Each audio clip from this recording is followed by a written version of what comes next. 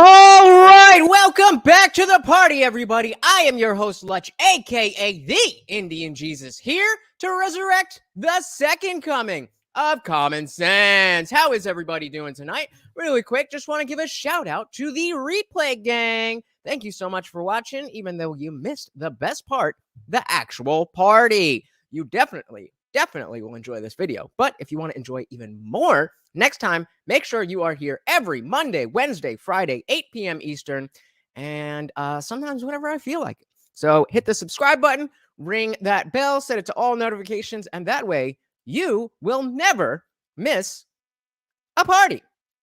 Also, really quick, just want to give a shout out to the sponsor of the stream. Yes, you know it. It's my6shirt.com. You can look as fine as one of these ladies up here. All you got to do is get one of these shirts, whatever your persuasion.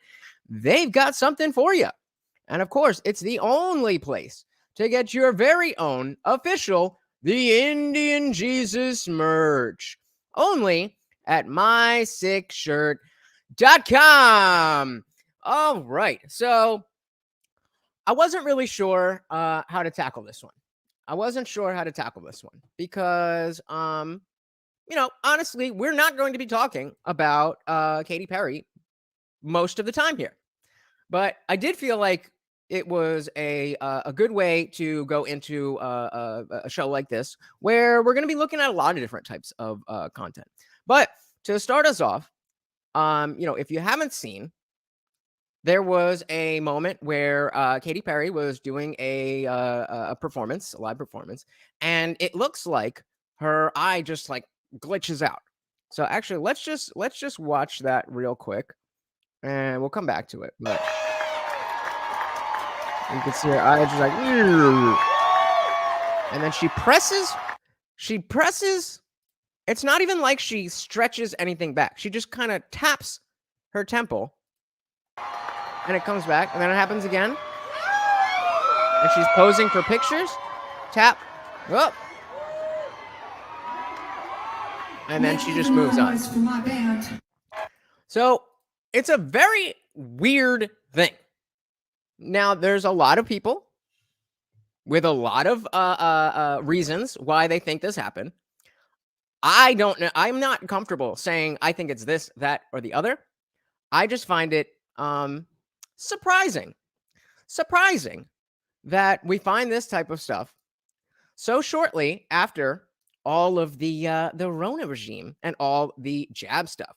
We've been seeing so much with with sudden adult. Well, am I even allowed to say that? Are they allowed to ban me for that? I'm really curious what is going on and why this happens. So let's take a look at the comments, see if there's anything in there.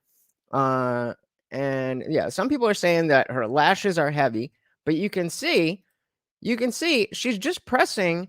Yeah, other people with eyelash glue. You can see that's not eyelash glue. It's the muscle in her face is not working. And even if you look at this picture, that's not like a wink and then to open her eye. If that was the case, you would expect that the rest of her face would be like if this muscle, where am I? If this muscle is dying and it's just my eyes closed and I'm trying to open it, then you're gonna see the other muscles in my face trying to get that open. But you don't see that at all. Let's see if we can get any spicy. Yeah, when she went to touch the side of her head again, her eye lifted and went down again. A lot of people are saying Bell's palsy. Bell's palsy is a disorder where you lose muscular use of your musculature, similar to like ALS. And that's a good point. The footage leading up to it. And let's see. I don't know. That's what I'm trying to find. What some of the some of the rumors go a little bit closer. Hey, we got Iridium Kush in the building. Bah, bah, bah, bah, bah, bah, bah. What is going on? Have you seen this TikTok? Have you seen Katy Perry's eye bugging out and her just tap her temple, getting that back open? What is going on? I don't know. That's a question that I want to revisit as we continue to go through this. Obviously, short little TikTok, not a huge story, not gonna be able to talk about it for hours, but let's keep that at the forefront of what we're thinking as we just go through some more. If this is yeah, so there it is. She goes, and you can see it just closes down, and then it's not, again, I was saying it's not like she goes to pull her eye up. She just taps, tap, and happens again, and tap. Oh, malfunction. Not going on. Not sure. So I don't know what you guys think of this. I think, yeah, somebody live love laugh said the Pfizer smile. A lot of people are saying that. And what if she has a problem, like a health problem? I'm just saying. So let's keep that at the forefront of our minds, and let's see what else is going on the internet.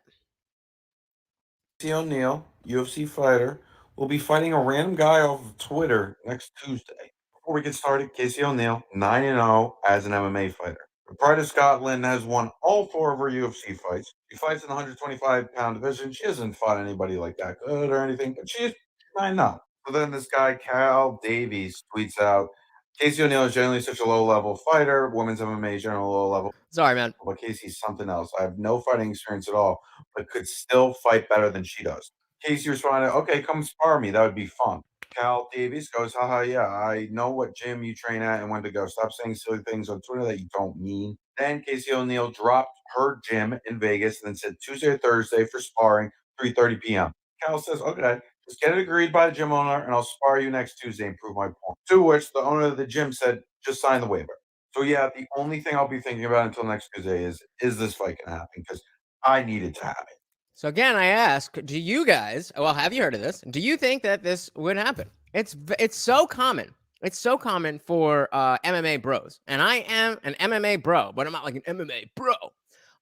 To just automatically dismiss all of the female fighters and the female fights as if it's nothing.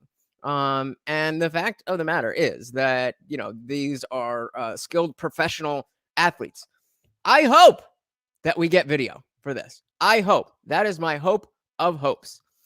My hope of Jim, you hope. train. Excuse me, do you think it's okay to spank children? Yes.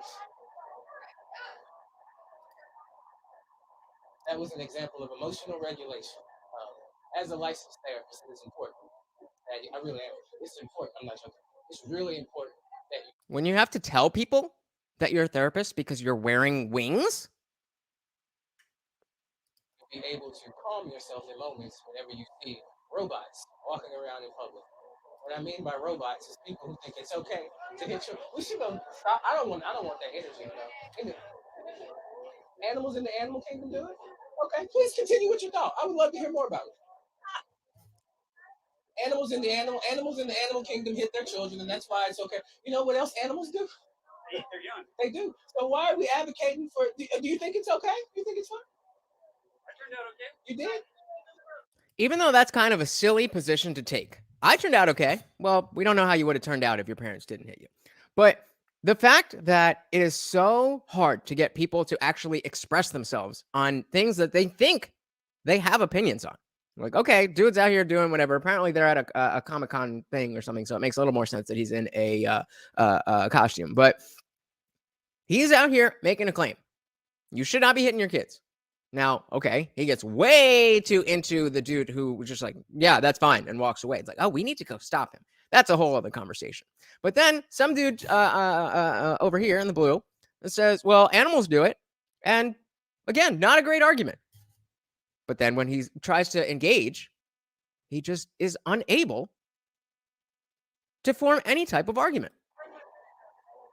Yeah, you're having a hard time with that, huh? I mean, look, your definition of okay and my definition of okay might be slightly different. Yeah, I mean, because I would want to aspire to more than just okay. I turned out magnificent. No, I'm fine. I'm good. I don't have a favorite nothing. I dress like NPC number 23 every day, but I'm fine. I'm good. Okay, it's all right to say that your parents made a mistake and they shouldn't have hit you when you was younger. You know how free you would feel as a person. Oh, you didn't deserve. What is this victim blaming bullshit? You were a child. You understand the cognitive processes of a child. You know what children think.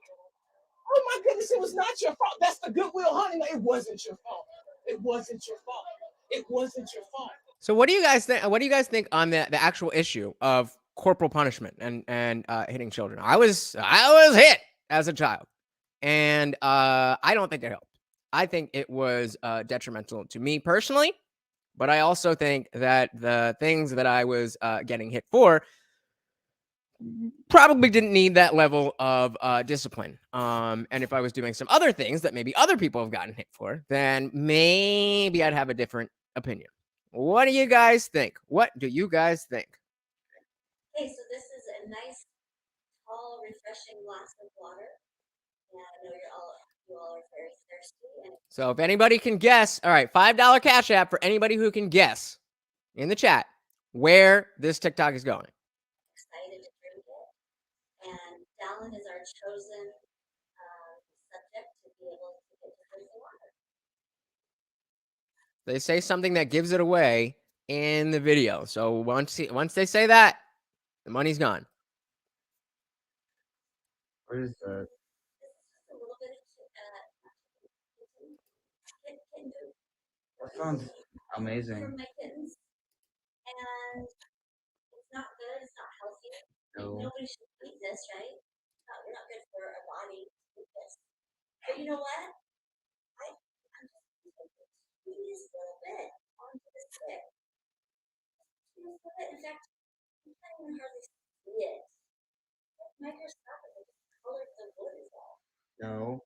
You can't hardly see it. There's No. hardly anything on there, you guys. Oh my It's important. It's important to put into this glass of water. That's just nasty, man. It doesn't make it. Who knows where it's going? No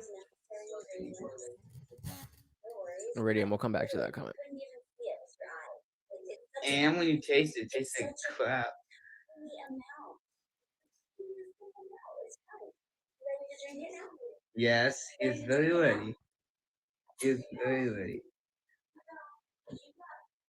Yummy.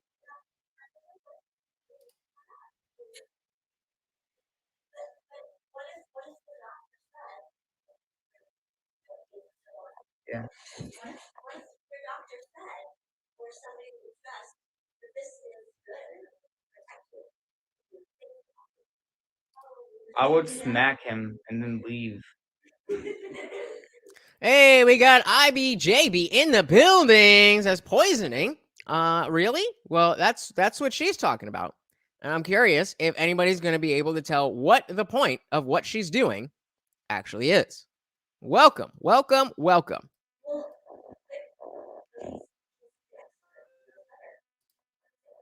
Obviously, if he's putting poop in water, he doesn't know very much. But let's say the expert, he's not the one that put the poop in the water. He doesn't know that he's not the one. Oh, no, wow.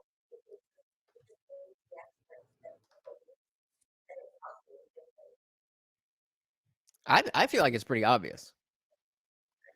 Okay, so this is So very clearly,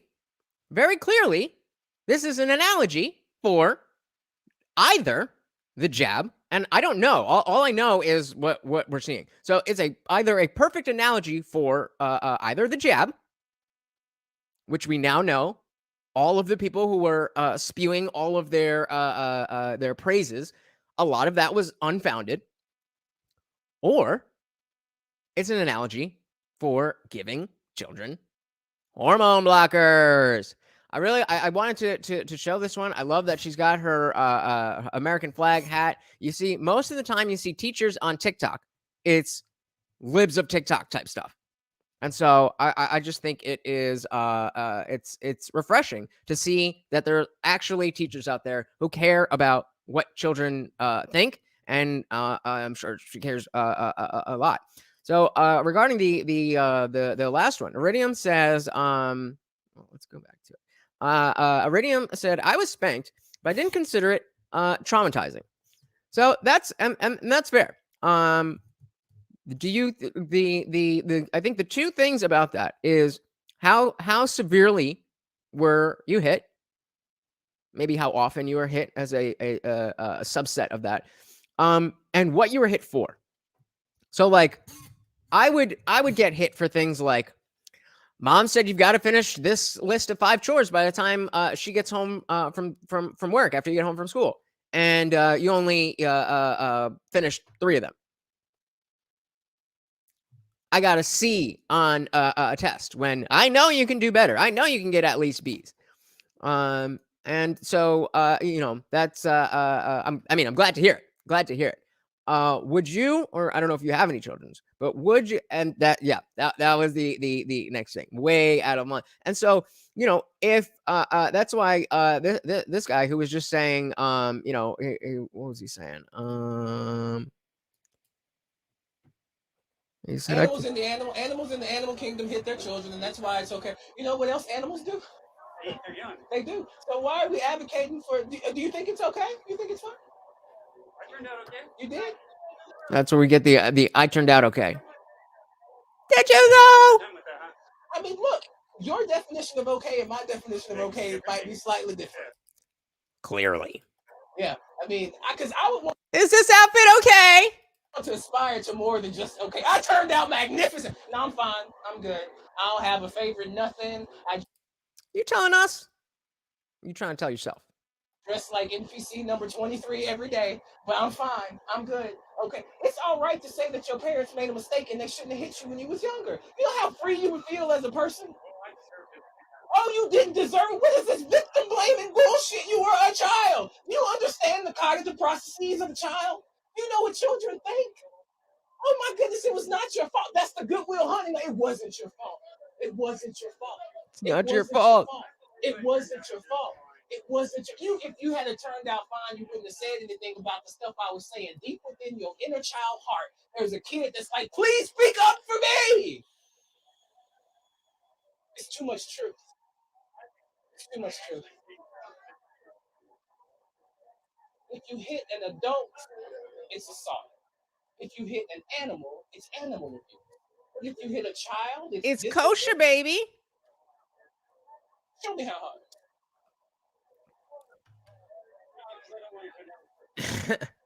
Can we make this any bigger? Kid, it would be oh, like God damn it. Excuse me, do you think it's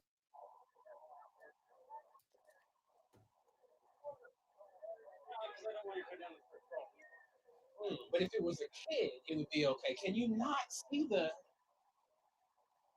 this is called cognitive dissonance, what you're experiencing right now. It's very uncomfortable. You need to deal with it or it's going to come up as illness in your life later. Yes, what you got? Excuse me, do you think it's okay? All right.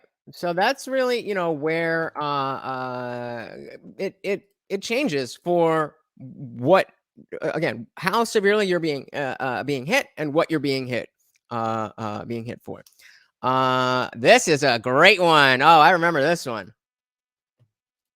So recently D&D made a monkey race and they removed it for racism, and this is how I imagine that exchange going. We are removing monkeys from D&D because it offends Black people. Why does it offend them? Because the space monkeys look too much like them, and that's racist. Oh, so you think Black people look like monkeys? No, Whoop. they thought it. But you removed the space monkeys, right? Yeah. So you agree that Black people look like space monkeys.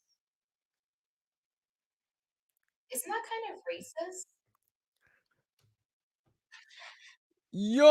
Yikes. So IBJB says my parents weren't abusive, but we got it if we needed it. And my kids got it too. If and when it was necessary. And I think that's a fair position. I definitely, though, have coming from someone who felt like that was taken too liberally when necessary. The point that I think our winged friend was trying to make was more about not that it's going to damage your child irrevocably if you hit them once, but just that if there's a child who's acting up and is doing something wrong, if they're old enough to reason with you, then they're old enough to be reasoned with. If they're not old enough to be reasoned with, then they won't understand the reasoning that they're getting hit. And so I would definitely try to never, ever do that. As somebody who doesn't have kids, I do not know how realistic that is. I know that there's plenty of parents out there who have never hit their kids. But people have different personalities. So, but there's a clear dividing line between discipline and abuse. I think we could all agree on that. All right, what do we got? Yeah, that's exactly where I agree with you. Should be a last resort. On this earth. Yo, all right. This chick is insane. This chick is insane. To be nosy and sneaky, so this trend of finding people's houses had my name all over it. I'm about to put my skills to the test and find her house. First, I saw your comment on the other girl's video. I went to your page and did a good bit of scrolling. I also want you guys to realize that this is only maybe, I don't know how much, let's say twice as much digging as your average woman's going to do. So keep your phone where it needs to be. Until I found this video, where I found this comment from someone who is clearly your friend. I went to her TikTok, which led me to her Instagram, where I was hoping she would have a picture of you. She did. Click the tag, which finally told me your name. Searched you on Facebook and verified this was you because of the Illinois State University, which was also on. Hey, we got Indie Film in the building. Welcome, buddy. Welcome. Actually, I'm going to start this one over. I want you to see how crazy this chick is. Was put on this earth to be nosy and sneaky. So Welcome, this buddy. trend of finding people's houses had my name all over it. I'm about to put my skills to the test and find her house. First, I saw your comment on the other girl's video. I went to your page and did a good bit of scrolling until I found this video, where I found this comment from someone who is clearly your friend. I went to her TikTok, which led me to her Instagram, where I was hoping she would have a picture of you. She did. Click the tag, which finally told me your name. Searched you on Facebook and verified this was you because of the Illinois State University, which was also on your Instagram. It took me a while. I assumed this was your mom, but I had to scroll a really long time till I found This is one that crazy. she commented on. Even though her picture is of pumpkins, go to her page and scroll a little bit, you will find this profile picture, which verifies that she's your mom. I went back to your Instagram to find what city you live in, and you do a lot of traveling, but I assumed you'd be in town for the 4th of July. So I assume you live in this county. And with that info and your mom's name, I was able to find your house. Verify, I did some more digging. She's found the house, but she's not even done. Hey, Cherie's in the building. Said, hey, I saw the poll. Today's stream about child abuse. So not entirely. We were just watching a TikTok that was asking about that. And we were talking about whether it is okay to discipline a child physically. And a lot of people think that it is. Redeem says, as a last resort. I tend to agree with him. But obviously not having children, it's hard to say. But I would want to do everything that I could to ever avoid disciplining my child physically. Again, the idea being, if the child is old enough to reason with you, then you can have a conversation. If the child is not old enough to reason with you, then they're not going to understand the reason they're getting hit. But no, we're on to this chick now who has used a comment on her on another TikTok to find that person's home. And now she's found the home, but she's not even done yet. I found this old picture on your Visco, which looks like you're in your front yard, which would mean that that house over there is the house across the street from you. It looks exactly like this house, which is across the street from this one, which is yours. And here's an update of me telling her that I found it. Okay. Let's put on this earth to be known. Bruh. And her whole, I don't know if her whole page is like that, but I watch a couple. And she just goes in and people are like, oh, do me. And then it's like, oh my God, I didn't even expect. Here, let's watch one more. This is part 3 of me finding your house with whatever info you have on your page. Sorry to be this person because I hate when people don't just get to the point, but I have to do a disclaimer first because there's already been a situation. So, warning, don't comment asking me to do this if you're gonna freak out and DM me asking me to delete it. Would never post an address or stuff that's not already public info, but if you ask me to do this, your name and your face and your house is gonna be in a video. So anyway, I feel like that shouldn't need to be a disclaimer if you ask somebody to find your house and put it on the internet, but welcome to TikTok. This started, now I'm gonna find her. Hers was very, very easy. I went to your TikTok, you up on Facebook. I went through your friends and looked at all the same last names until I figured out that this is your mom. Figured it was her because she posted pictures of you and your sister, and a happy birthday to you. So I know she's your mom, but I like to find another parent if there is one. He's not tagged on anything, but I'm assuming it's your dad or stepdad. I scrolled until I found this post where she referred to him as her husband. Although he's still not tagged, someone said happy birthday, Matt, so your dad's name is Matt. And with that info, this is your house. This is you in your backyard because this fence is the same as that fence. Peep this This shit. picture on your Instagram, Like, over here on the side of your house. Your mom posted this picture of you on Facebook. I think it was taken right here because of the windows and the wall structure, but y'all redid the floor. This is part 3. how long does she spend doing that? She said this one was easy. I think she said it took her about 10 minutes. But we shouldn't be that surprised by this. We shouldn't be that surprised. First of all, as we anybody who has had a girlfriend knows that women are detectives. They are yeah, don't worry about the bot. That's the only thing it works for. But this is, you know, a pastime activity for women sometimes. So be careful. Be careful what you put online. How do I go back? We're going back. Oh, it's no, really? Okay, so we're not clicking off anything else anymore. All right. Moving on. Study where there's a psychological study where violent criminals rated. Oh, sorry, we missed. Any Film said, first of all, I only do a version of this where it's Joe Biden. I don't know what that means, but tracking 12-year-old girls, that's hilarious. Oh yeah, don't worry about the bot. The only thing it does is it's supposed to like put out my links and all this stuff, and it doesn't do anything except this. So just ignore it. Just ignore. All right, let's take that back. There's a psychological study where violent criminals rated videos of pedestrians from 1 to 10, from easy to victimize to I would avoid trying to victimize that person. What they did was try to figure out who these violent criminals would attack. And there was a couple things. I like this one. People that the perpetrators would look at and say, I probably wouldn't assault that person.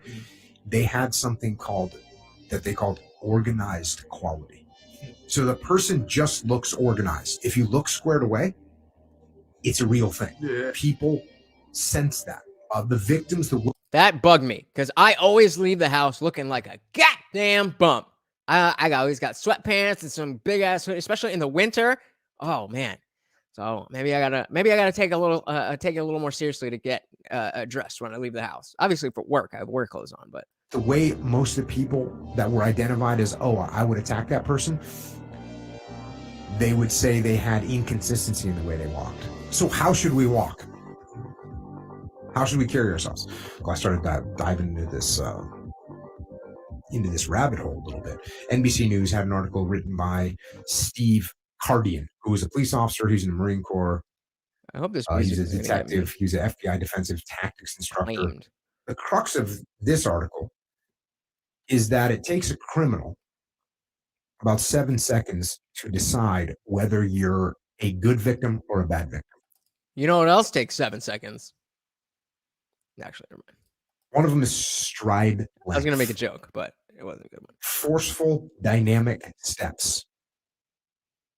Forceful, dynamic steps, medium length. So you're not trying to step too far, because then you look awkward. Posture, you got to stand up straight. Makes sense. Here's how you don't walk. You don't want to take little small steps either, little tiny steps, because then you either look timid or you look like you're hurt or like you're limping and you're like a weak gazelle out on the plains that's about to get taken down. Yeah. If you're slumped over, you're hunched, means you're scared. If you're slower than everybody else, you're probably injured. You're probably some way weak. You can't propel yourself. It's so sad that there's people who are thinking about this stuff regularly. I understand the whole aspect of, I am from Jersey, NJ all day, baby. Bah, bah, bah, bah, bah, bah. Are you? Word up. Yeah, and the fact that people are thinking about this stuff and going through life, looking like that. The reason this popped out to me is because a couple weeks ago, word up, Jersey boys, a couple weeks ago, this crypto guy that I follow on YouTube had put up a video of like, I got robbed or I got stabbed or something like that. And he got into a violent encounter with somebody who tried to rob him. And the number one thing that he said was that, and he was armed. And the number one thing that he said is that he was not being aware of his surroundings. And so just being aware, actually, I think he does get into that a little bit, but just, not having your head down in your phone, not looking down at the ground, and just sending the message that I'm aware of things that are happening around me. It could change a lot. I don't know if I could say it on here. So sorry for opening the door. Any amount of force. You for sure can't get away. That's kind of like what it feels Yeah. like. They can't escape. Look how slow this is. That was another one. If your arm swing is too small, that means you're timid. Yeah. Which you can imagine someone walking all huddled Right. up right together. What I like about these things is it's kind of things like you said, you don't even notice it. Yeah. So what if you're a person that does these things? Or when you get nervous, you do something. Yeah. You need to pay attention to it. And then on top of these things, of more things to do is be looking around. Right? You shouldn't be just, obviously, what do we see nowadays all the time? People staring at their phone. You should have what we used to call in the SEAL teams, head on a swivel. So obviously I did, I've seen all of these before. So obviously I can't take credit for knowing that he was going to put that in. But that was precisely what the crypto guy was saying about safety. Now we have Jocko here, who's, a SEAL Team 6 type dude. But a crypto bro can have the exact same type of advice, and it works, or it should work. Looking around, looking at people. Yeah.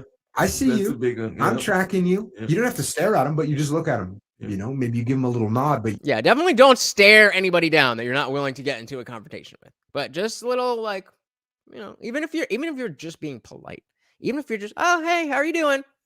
Like, now you're on notice. You can't sneak up on me. Even I'm not trying to be intimidating. I'm just trying to show you that you can't sneak up on me. you at least let them know I'm tracking you. Exactly. I see what you're doing. Let them know that you see them. And then that thereby takes away the element of surprise. It puts them in a little discomfort, here's the counterintuitive thing about looking at people. Sometimes people don't want to look at people because they're afraid you're going to start something. Right? Yeah. Whereas Exactly. just looking at people, like looking around, is what you should be doing. And when you're not confident enough to look at someone, that's a signal in its own right. Exactly. So if you're not looking at me, I know you're not confident. Yeah. Right? There's a psychological. You look at these two guys. So we were talking, I don't know when, we're about some of these early child development psychological studies. I don't even want to say much. I just want you guys to watch this, because this is the type of stuff that it seems like children should understand this. But when you see that they don't understand this, the thing they're about to do, it really puts into perspective what what a person of whatever age, she looks to be about, I don't know, 5, 6, 7, somewhere around there. IBJB says New York NJ people operate in that fashion daily. Yup. The line goes for the weakest one. The lags behind becomes dinner. Yeah. Luckily, I grew up in the suburbs, so I wasn't in excuse me, I wasn't in too much danger like that, but I grew up in right around Rutgers territory. Spent when I was still in high school, going to college parties in New Brunswick. And for those of you who don't know Jersey, the town that Rutgers is in has a perimeter, an unwritten perimeter, where you're kind of in the college space. But one block down, you cross the street on anywhere on that border, and you're now in a very different place. Word up. So that's Jersey Shore. Yeah. And it's scary, because especially when you're 16 and you're not used to the area yet, and you're just going to a house party, and you want to the house party's here, but you can't get parking for another 2 blocks. Well, you better know which 2 blocks you can go. You better know that you can go this way. Just don't go 2 blocks that way. And you know, the most dangerous city in the country has been named Camden, New Jersey, many times, and Newark and Trenton ain't that much better. We got no freedoms in the building. Bah, bah, bah, bah, bah, bah, bah. So it is okay for me to no, I don't know where you got that from, but oh, I thought you meant I thought you meant Brick, like Brick, New Jersey. Yep. This man knows. Oh, sorry, we got some 69 girls. Anybody want to click that? Nope, too late. All right, so yeah, I want the stuff about so yeah, we were talking. Jesus Christ, you know what? Blah, blah, blah, where are we? So yeah, we were talking about the psychological experiments that were done in the 80s and 90s. So let's check this out and revisit it when we're done. Glasses, do you think that they have the same amount of juice? You think they have the same? Okay. Now we're going to pour this juice into this glass. So it's 2 glasses, 2 identical glasses. They have equal amount of liquid in it. And she just poured 1 glass into a Now, do you think that taller, this glass has more juice? This thinner glass has more juice? Or do you think that they have the same amount? That one has more. This one has more? And why do you think that this one has more? Because it's taller. She thought simply because the glass is taller, even though she was there, sitting right there, pouring the liquid from the 2 glasses that she just said, taking one, poured it into another. And it just shows how how a child's mind works. Even though she knows, she just said they were equal, the visual aspect is too strong for her to think anything else. So first we're going to look at these 2 cups right here. Do you think there's the same amount of juice in this glass as there's in that glass? They're even? Okay. So we're going to take the juice from this. This girl looks a little older. She looks maybe, I mean, not by much, but maybe the other, if the other girl was 5, let's say this girl is 6 or 7. Glass and pour it into this one right here.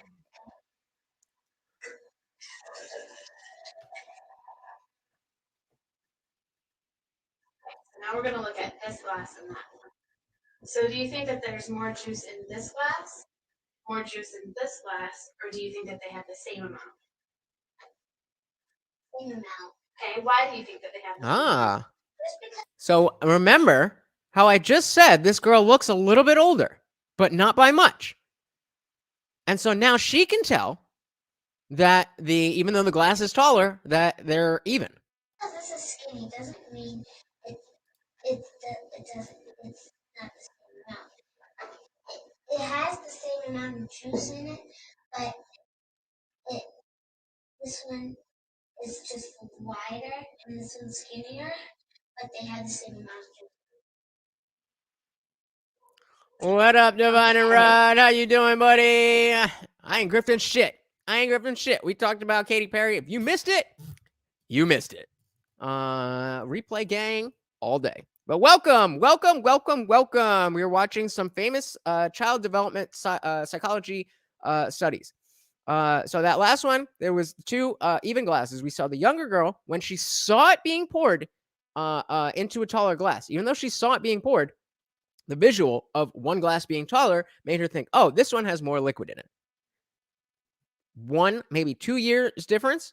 And she was able to not only understand that they had the same, but to articulate why they were the same. So now we're going into a different type of experiment. You ready? Okay. Does this row have more quarters? Does this row have more quarters? Or do they have the same? 1, 2, 3. 1, 2, Idiot! 4, Can't count to 5, you moron! 2, 3, 4, 5. They're the same? 5, 5. Okay.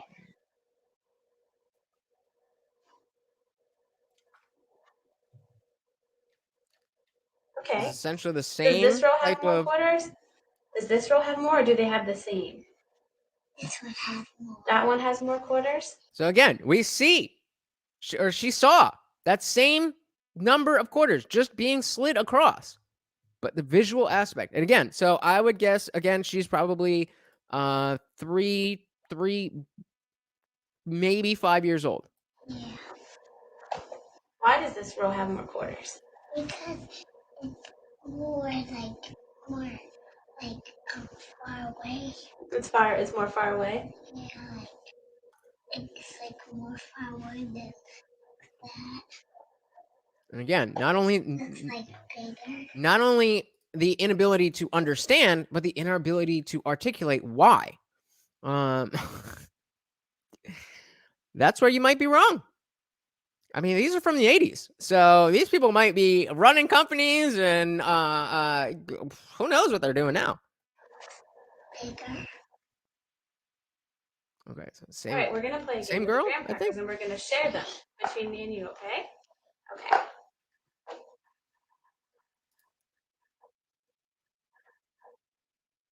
You think that we shared those fairly? No, why not? You have those and I have this. Well, what about, Okay. what if we try this? Now is it fair? Yeah. Yeah, why is it fair now? Because we both have. You look at these two glasses. Wow.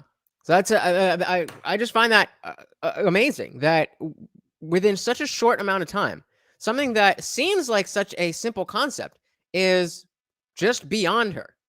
It's just beyond her. She just, in the same way we're talking about how peekaboo works because of object permanence.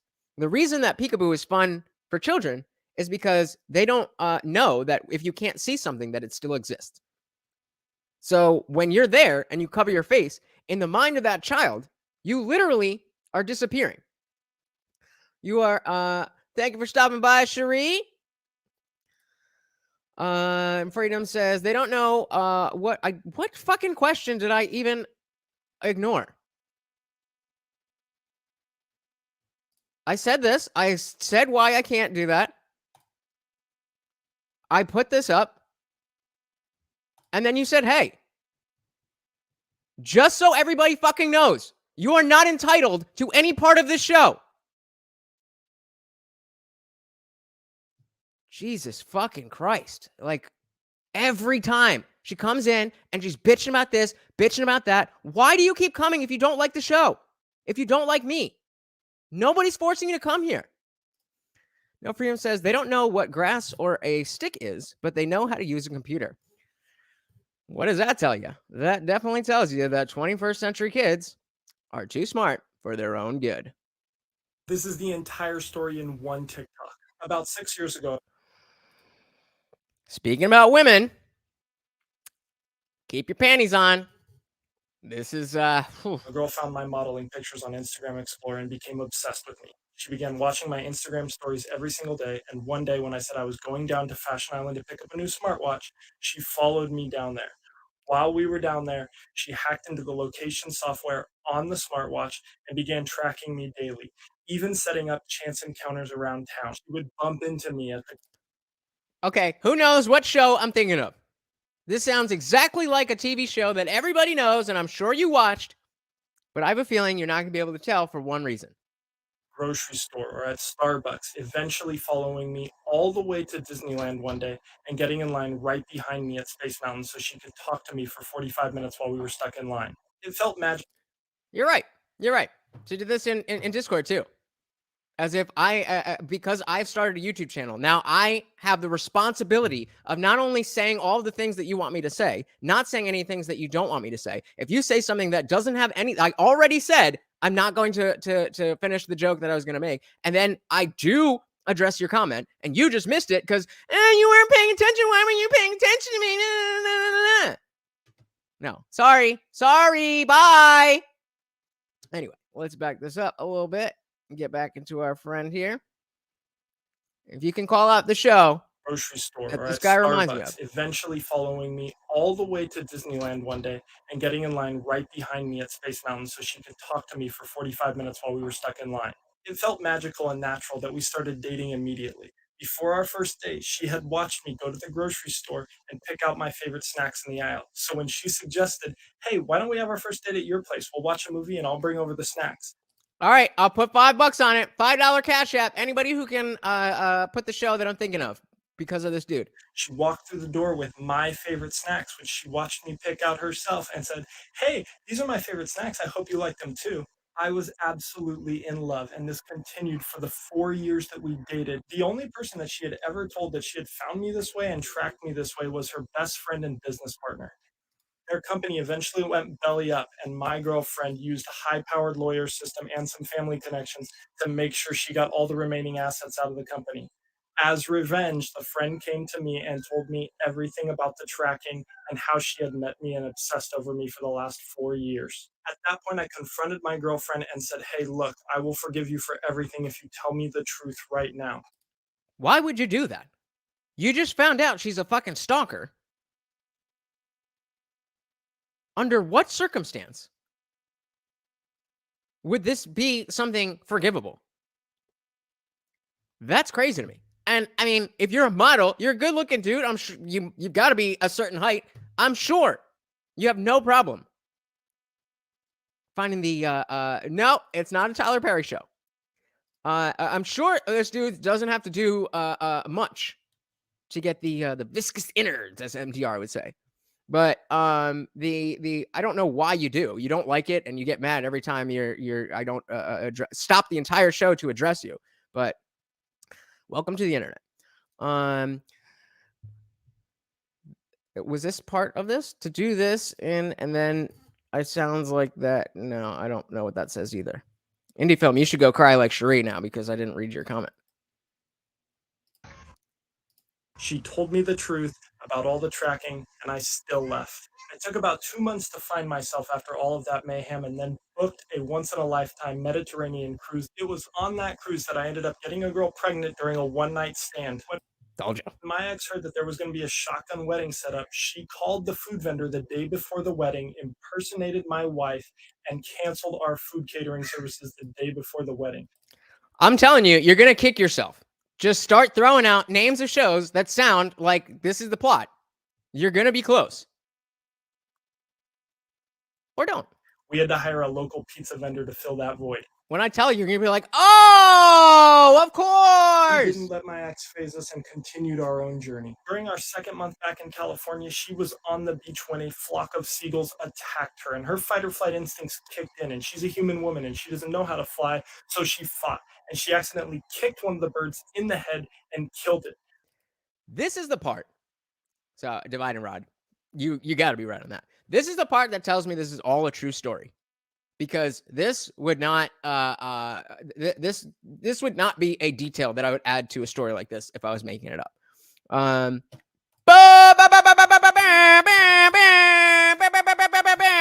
Welcome, just a cog in the fuckery. Welcome to the show. You have just won $5. DM me your Cash App, and I will send you that as soon as the show is over. Yes, it is this is you reversed. How is this like Seinfeld? Not too much of a life if you're spending every other day hanging out with me, but I appreciate it. So let's back this up a little because that detail about the seagull is exactly what makes me think that this is not at all made up. She was on the beach when a flock of seagulls attacked her, and her fight or flight instincts kicked in, and she's a human woman, and she doesn't know how to fly, so she fought, and she accidentally kicked one of the birds in the head and killed it. We left the beach thinking nothing had happened, but because it was an endangered species, the police got involved, found her toenail in the bird's beak, and matched it to her DNA that's in the system. You can't make that shit up. And even said, sorry, driving with text to talk. Is the show named Her or She or something like that? It's on Netflix. Yes, as just a cog in the fuckery. I'm going to call you just a cog. Already hit the jackpot, the $5 jackpot. It is the show You. This is exactly what, and the guy even looks like that guy Joe. So we got all right. She doesn't know how to fly, so she fought, and she accidentally kicked one of the birds in the head and killed it.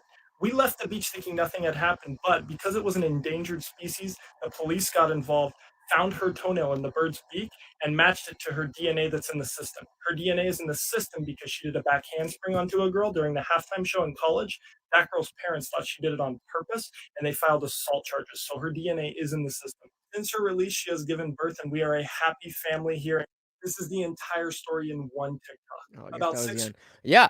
So that's one of the commenters here said red flag DNA in the system. But again, the fact that she was a cheerleader and did a back whatever and landed on somebody, these are details that I am very impressed. If this is fake, I am thoroughly entertained. Thoroughly entertained. But I don't think it is. I don't think it is. And the craziest part to me is that homeboy was willing to say, all is forgiven as long as you just tell me the truth right now.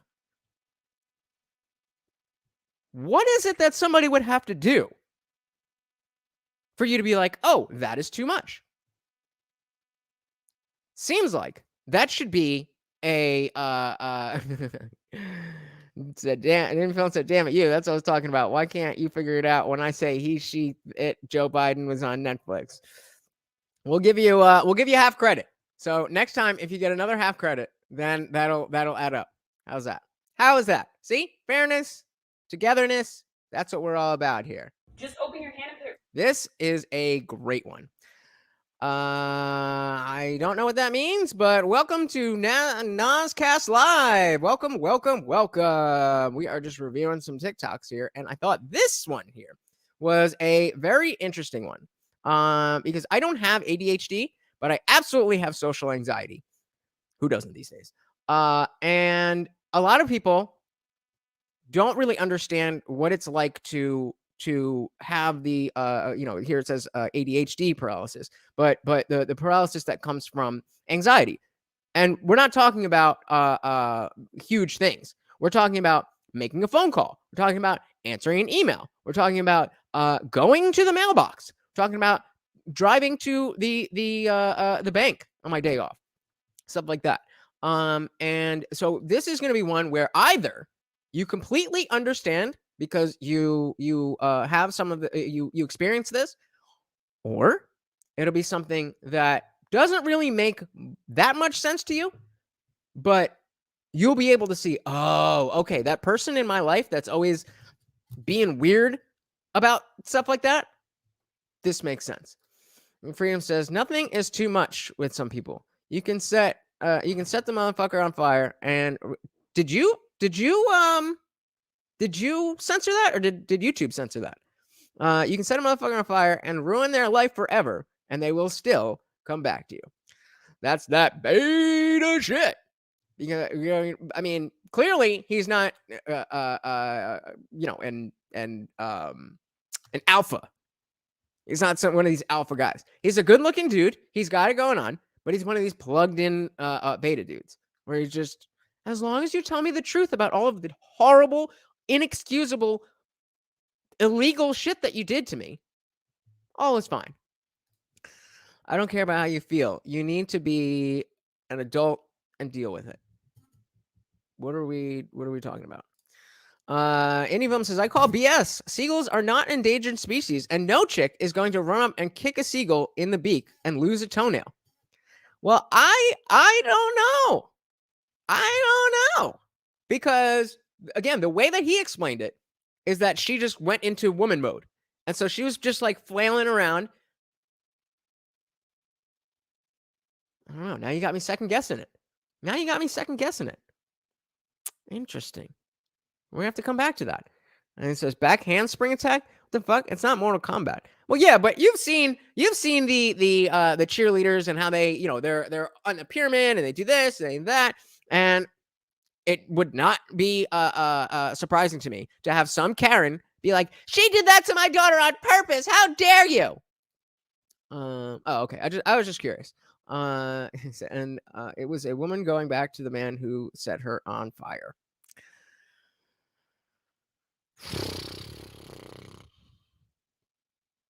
Don't spend your time with people like that, guys.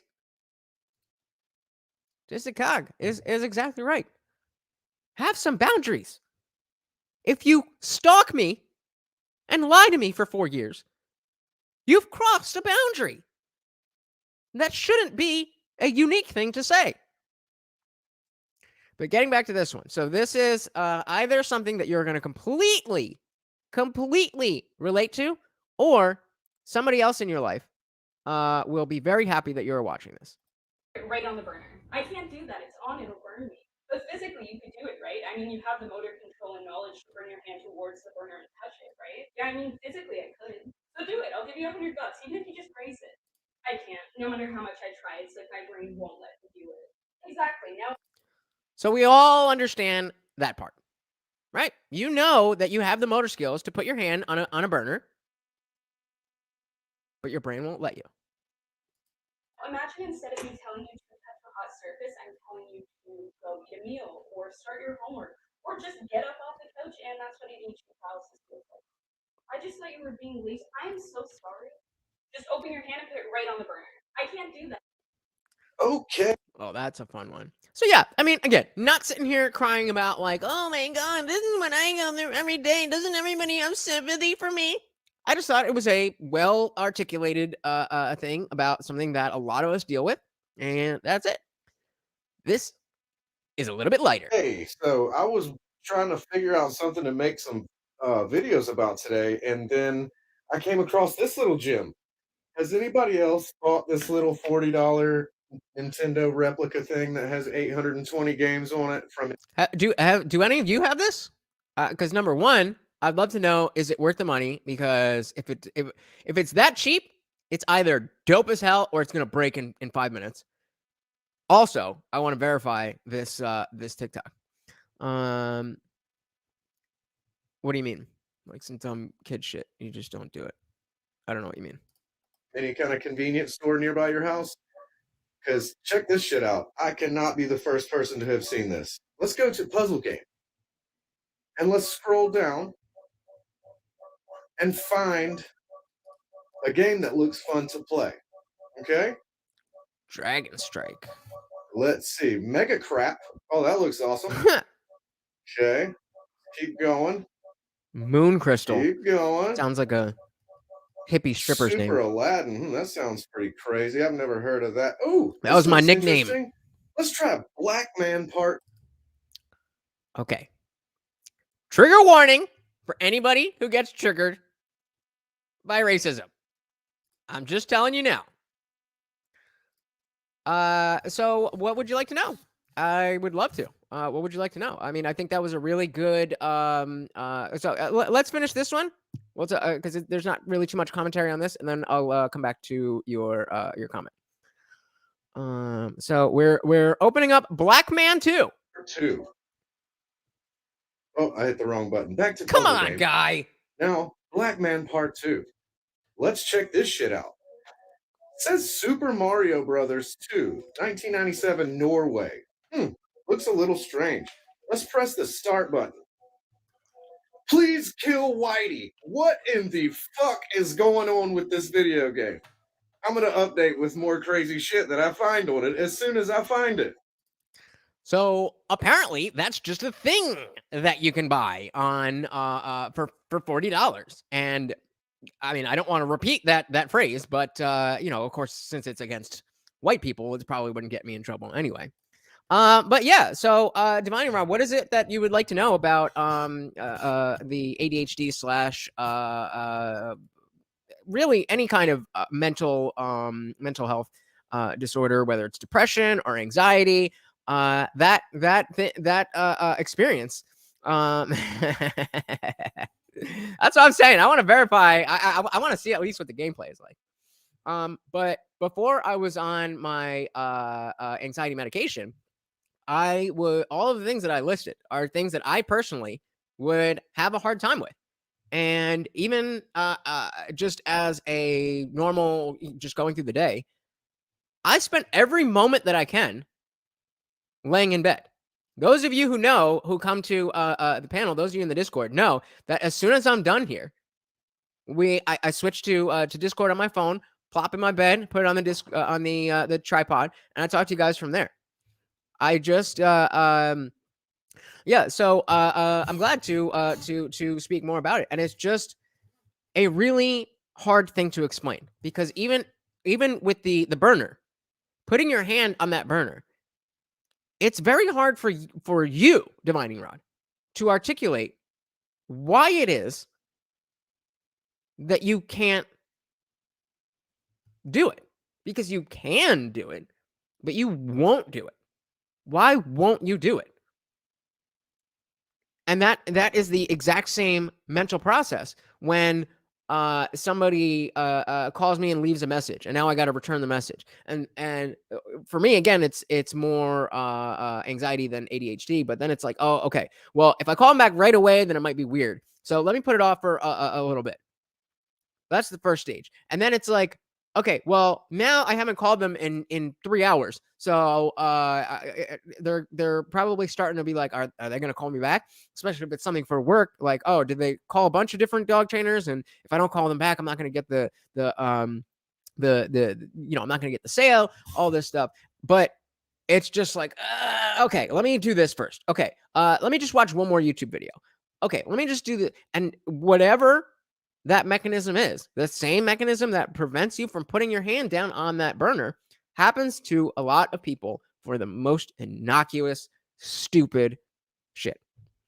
And so, if there's people in your life who struggle with mental health issues, and it does seem like they're being lazy, they're being antisocial, they're being avoidant, things like that, it doesn't make it socially acceptable, but it would definitely give a little bit more understanding if that's possible. Okay, if you are happy, then it is okay then. Okay, well, can't put that one up. Keep going though, no freedoms. I'm not stopping you. I'm just saying I can't put it up. Any film says I can stick my hand in fire, no problem, but I'm not sticking my hand against a burner where the skin will stick and the damn thing rip off. Why not? Why not? And again, Divine Rod says self-preservation would keep me from touching the burner. And when it comes to these innocuous things, your brain can trick you into thinking that the self-preservation is needed for that phone call, that same level, and you can be aware of it. You can be aware. Obviously, I know making this phone call is not the same as putting my hand on a burner. So why do I feel so strongly against doing it? Why am I doing everything I can to push it off? And, eventually you just gotta learn to just make the call, and you get on the phone, you start talking, and all that goes away. Obviously, it was stupid anxiety. Like, I'm fine. Obviously, I can talk. I'm a talker. I can talk. That's not an issue. But yeah. Just Cox says, yep, overthinking small interactions till becomes inaction. Very well said. Very well said. I like that a lot. He said, No Freedom says he's not joking. If he had the power and knowledge to do so, I would sadly, but I try, says No Freedoms, everything I can everything I can do not to or learn to try. I hear what you're saying. Well, if that is really how you feel, I am very glad that you are putting your effort into not doing that. I think we can definitely agree that our desires are not always things that we choose, but our actions are. Well, let's move on. What do we got here? Puzzle Wait, did I miss one? can be All right, this is just a short phone one. used and held against you in a court of law. Hold on. So what I didn't realize is that's the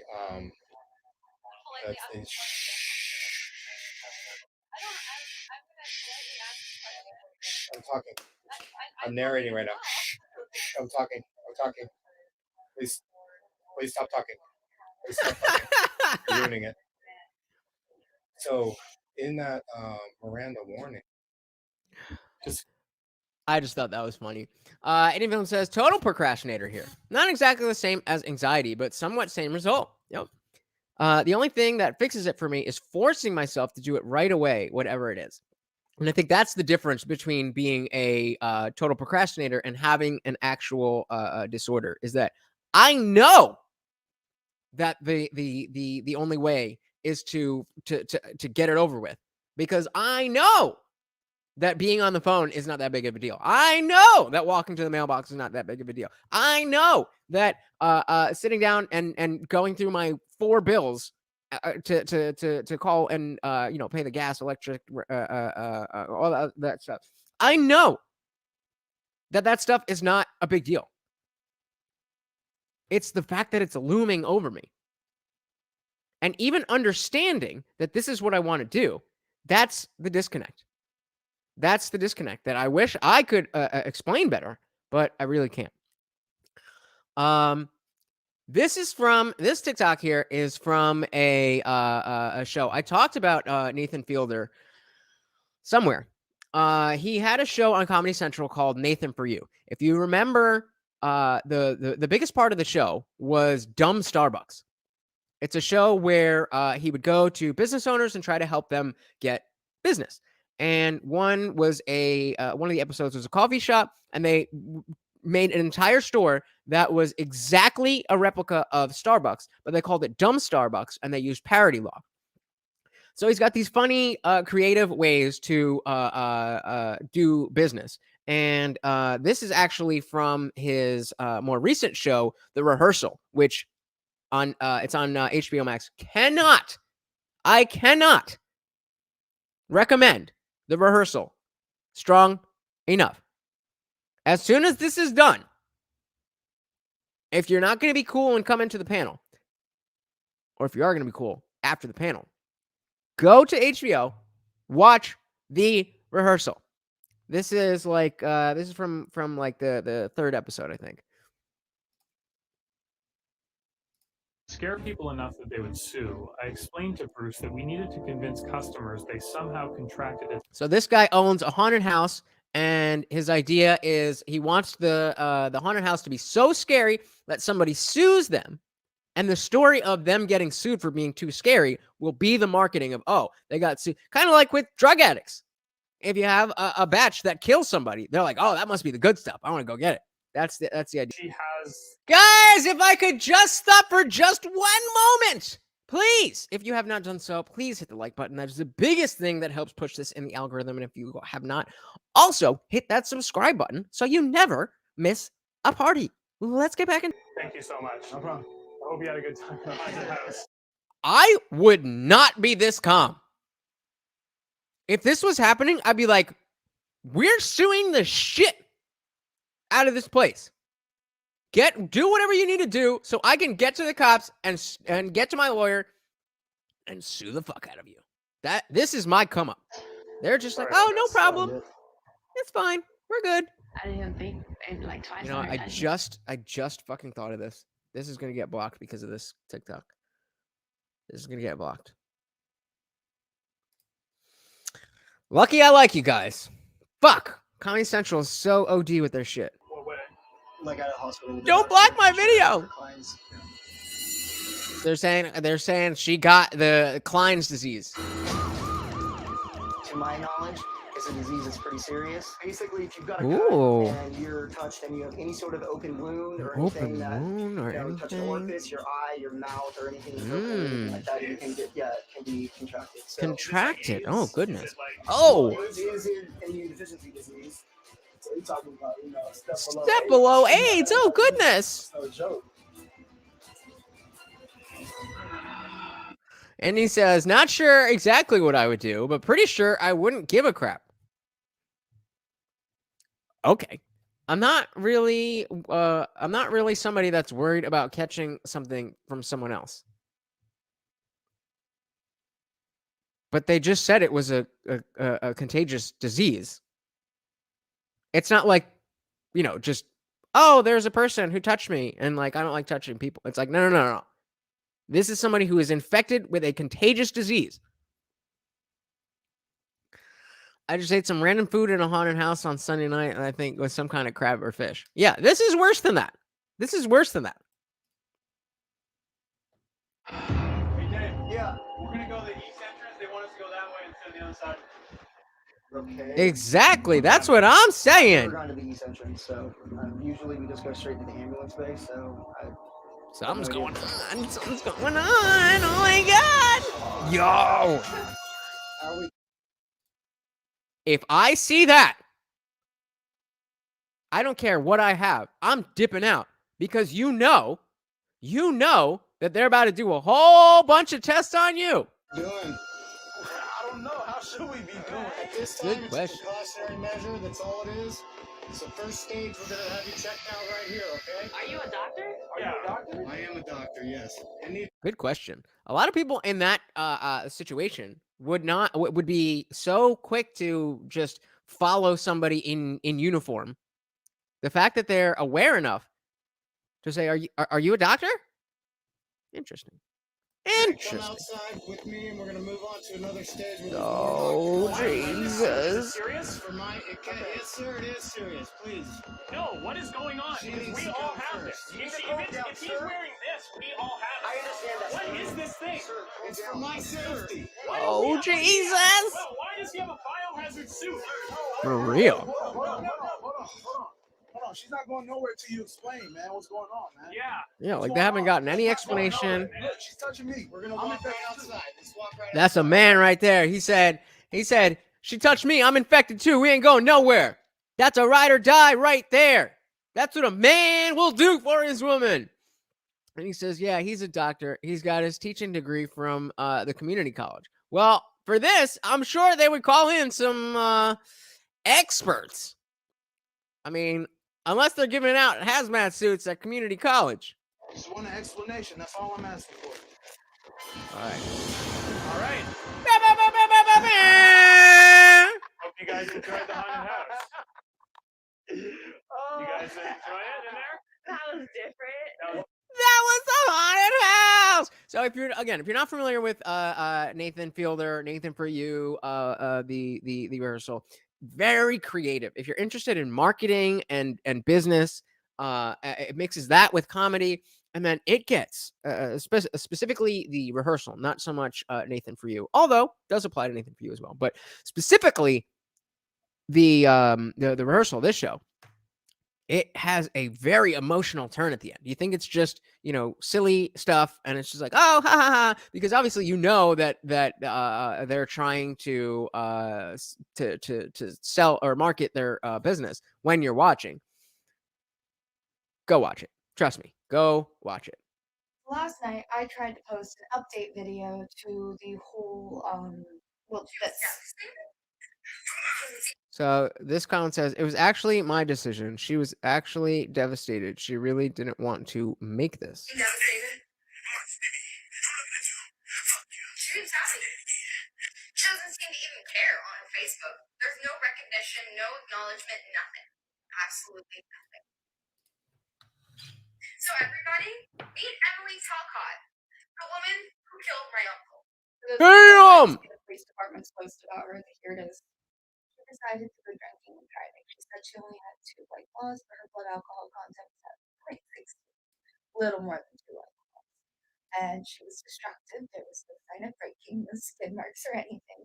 She hit my uncle so hard while he was just backing into his own driveway that he was killed on impact, and his car was sent flying 60 feet down the road with him trapped in it for 6 hours. Where's his wife found him? Damn. And even better, during the hurricane, I had the pleasure of staying at my aunt's house for evacuation, and I got to speak with neighbors who found Emily. Who said that after the crash, they found her in her car.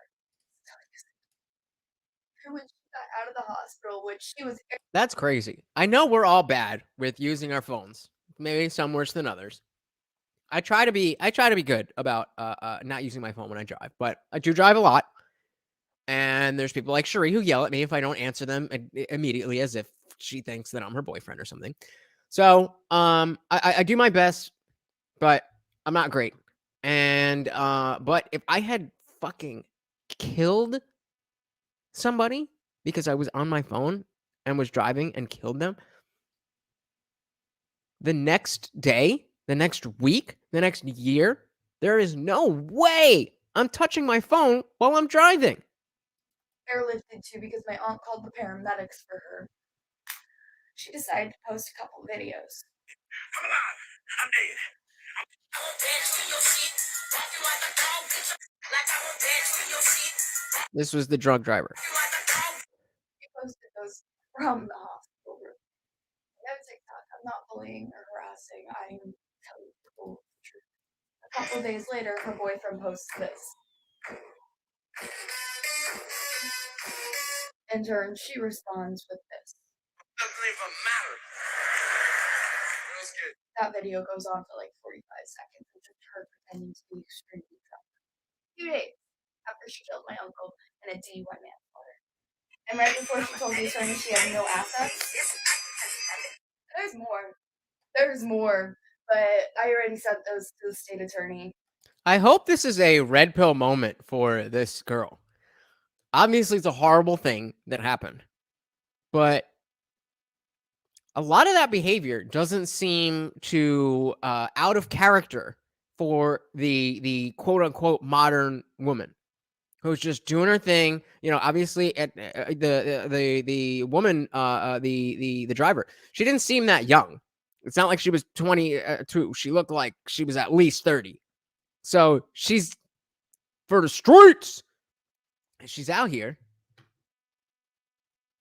And I don't see. I mean, I know there's some crazy dudes. I know we've got the Darrell Brooks trial going on, or I guess just ended. But I don't see a man acting that way.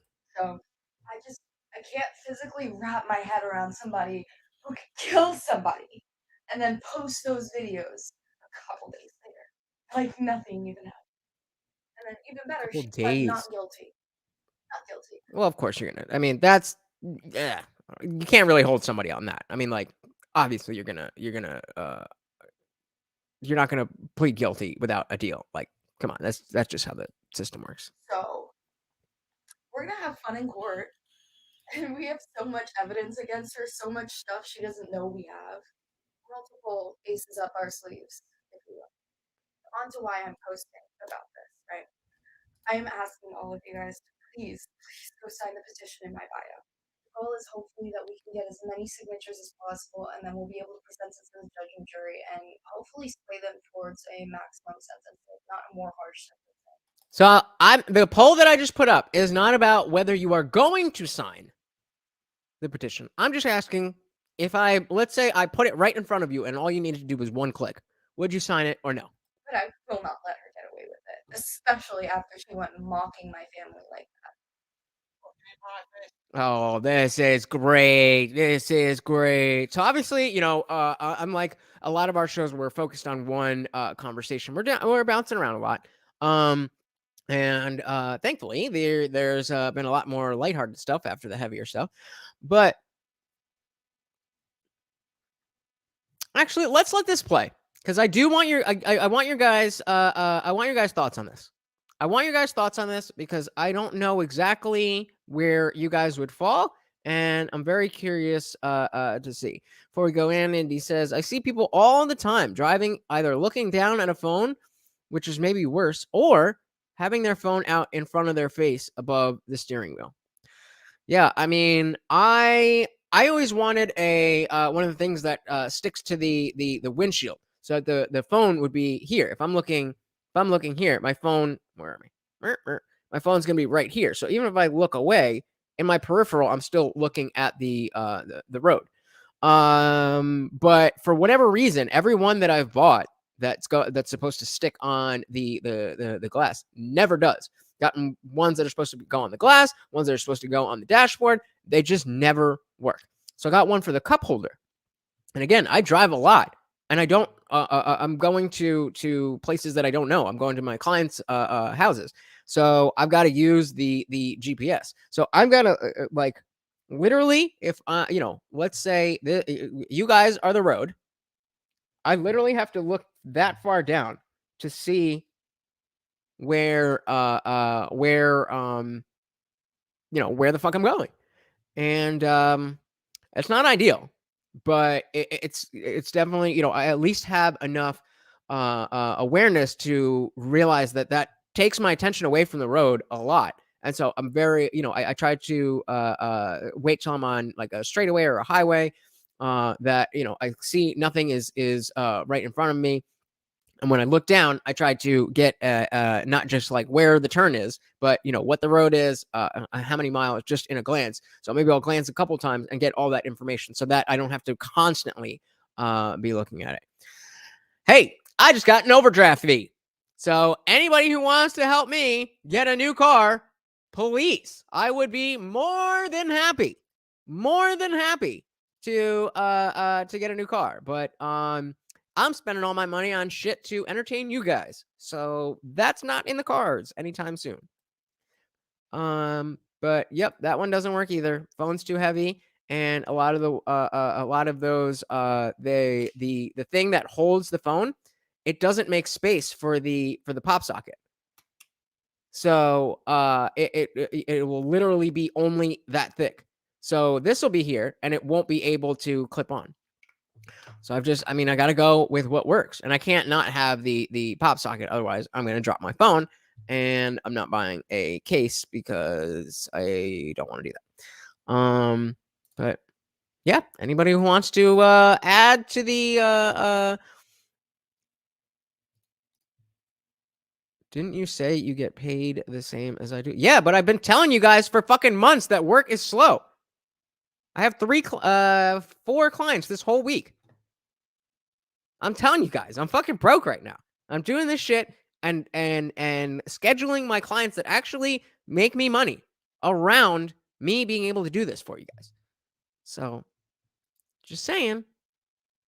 I'm glad you're here. Glad you're watching. That's all I need from you. But if you would like to help, that will help. Anyway, what do you guys think of this? No context. I just want to let it play. And the theme is social media and entitlement. Watch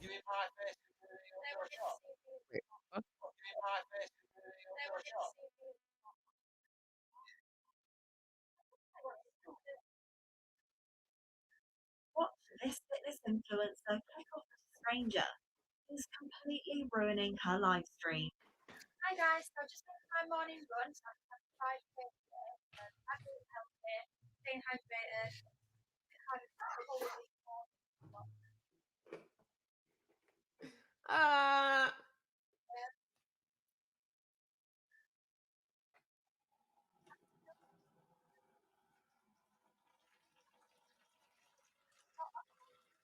I know this music is going to get claimed.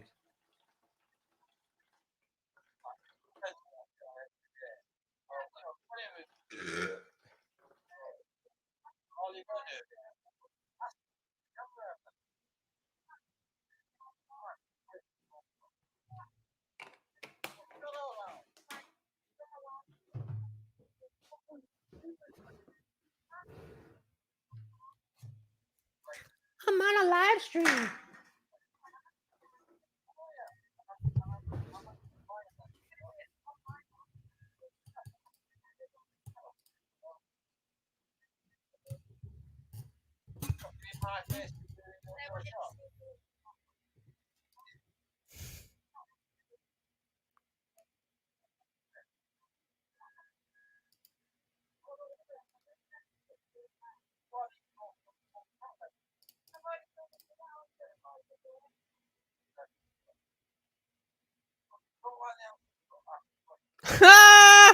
Beast. You telling me?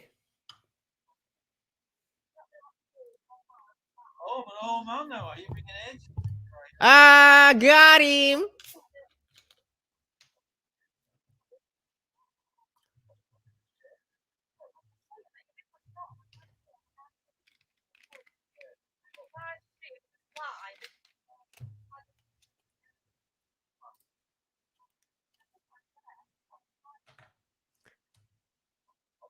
And I mean, that's how it goes on. But So, Freedom says women are being treated like men, it seems. Well, in this one, for sure. Jessica says people have become so detached from humanity these days. I think social media has created this mentality that reduces people to nothing more than pictures on a screen. And even though, I mean, obviously video, picture, same kind of thing. Even though that is definitely an issue, it's almost that there is for the younger generation, there is such a heavy, like you said, they're detached. It's just a heavy level of detachment. I mean, Jessica, you got the right word there. That you don't see, except like you have a few people, the millennials, us millennials. There's a few people from your hometown who just spend all day on Facebook, like your grandma and your aunt who never got married. But for the most part, people kind of are doing their thing, and social media is just kind of a part of our lives. But the younger generation who's never grown up without any object constancy. I don't know what that means. Were you talking about object permanence from before? It's just the level of weight, the amount of weight that they put in social media is not going to be. It's eventually going to come to a head. It's eventually going to come to a head, and it's not going to be good. There's one thing I can't stand. Nice fun one here. So this guy, I don't know what his his previous video was, but somebody commented, "Lazy nickels." Obviously meant to be the N-word. So let's see what our boy has to say. There's one thing I can't stand. It's a lazy racist. I miss the old racist. You new racists are an embarrassment. I don't want to say it because I'll get banned on TikTok. Be racist, motherfucker. No racist did construction, and they gave us a pyrotechnic show right in the front yard. Horses and shit, wore costumes. You know how hard it is to keep white clean? You couldn't be a lazy racist back in the 50s. I'm not even racist with your whole body. Y'all just racist. If I was a racist white man, I'd be ashamed of you. Where's your fucking pride? Saying words like nickel. They don't even make no goddamn sense. With brown, at least we should be pennies. If you want to say it, just say it. Say it with your chest. Say it with your chest. There's one thing I... Are you ready to go? What was this one called? Oh, couples therapy. So this one I saved just because it makes me so happy that I am single, and reiterates that I have no desire to change that. No desire. Maybe eventually, but right now, no desire. Right? For couples therapy? Can you please try to have a good attitude? You know, couples therapy doesn't work if half the couple is miserable the whole time. Bitch! I'm happy, right? Just kidding. It's nice to meet both of you. It's nice to meet you. This is such a lovely office you have. Oh, thank you. Oh, I'm sorry. I have to take this really quickly. It's for work. Oh, no worries. Take your time. Hey, we got a resident sausage in the building. What is good? What is good? Welcome, Jimmy Dean. Welcome. We're talking about couples therapy.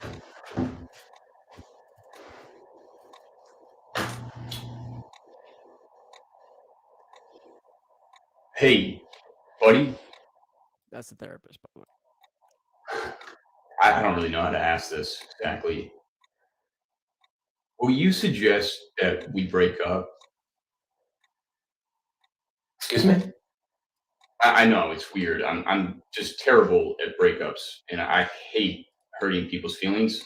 But if you recommended it, like professionally, maybe it would be easier on her, and then it could take me off the hook. Yeah, I mean, smart. And no one's ever asked that before, but if that's how you're feeling, I guess you two shouldn't be dating anyway, right? Right. Thanks, man. I really appreciate this. And when I invite him to come over and he doesn't want to, it makes me feel like he doesn't even want to be in a relationship with me, you know? Absolutely. That's very interesting. And that brings up a great topic, individuality. Because even though you two are a couple, you're also both individuals.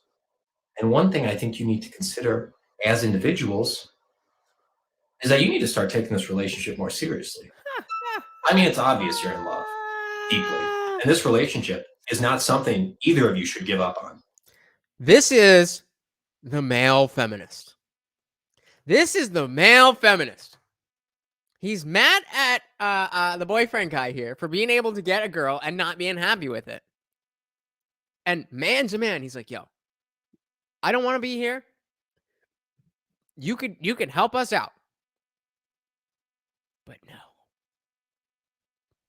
Sad. Sad. Why would you want to be that guy? Am I right? I agree completely. Too. How does that sound to you, Dan? Sounds good. Great. Well, it looks like we're just about out of time, but I can't wait to keep working on this with you two next week.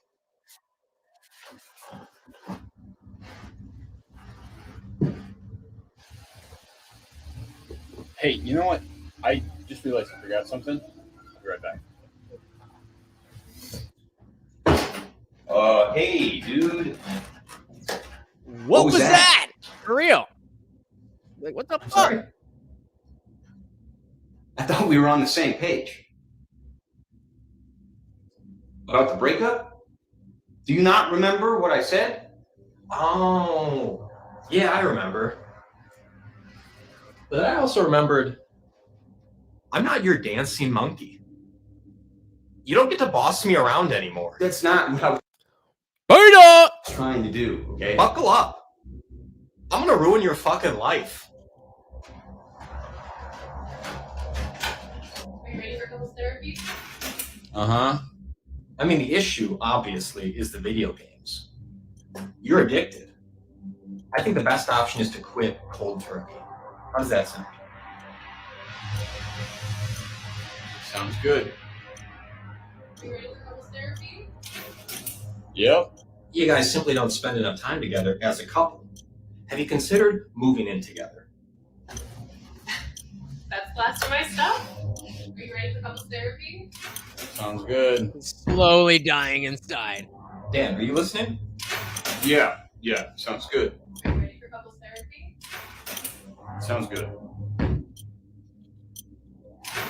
Now, this brings us to one of the most important topics in a relationship. Fertility. The doctor said it's a boy. Sounds good. This is like our guy, our model dude. Like, have some boundaries. Be a man. Tell her to F off. How does that sound, Dan? How does that sound, Dan?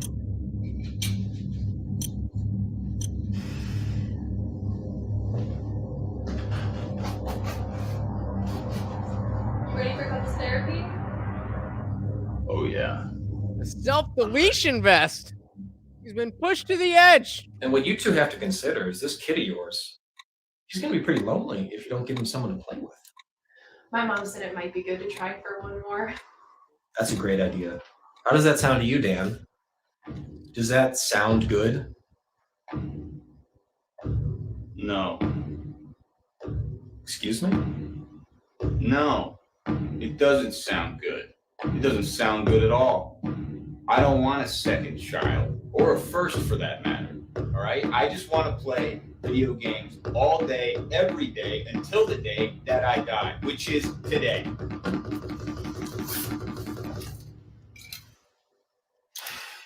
This is no freedoms.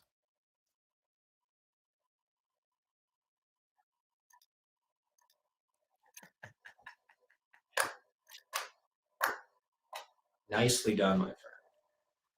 You overcame your fear of upsetting people, just as I planned. I'm sorry. What just happened? Your boyfriend finally learned how to be open about his feelings. And now you two can start to talk about whether or not you should be together. I'm 8 months pregnant. Did you just try to blow us up with a suicide vest? Maybe. I didn't want to hurt your feelings.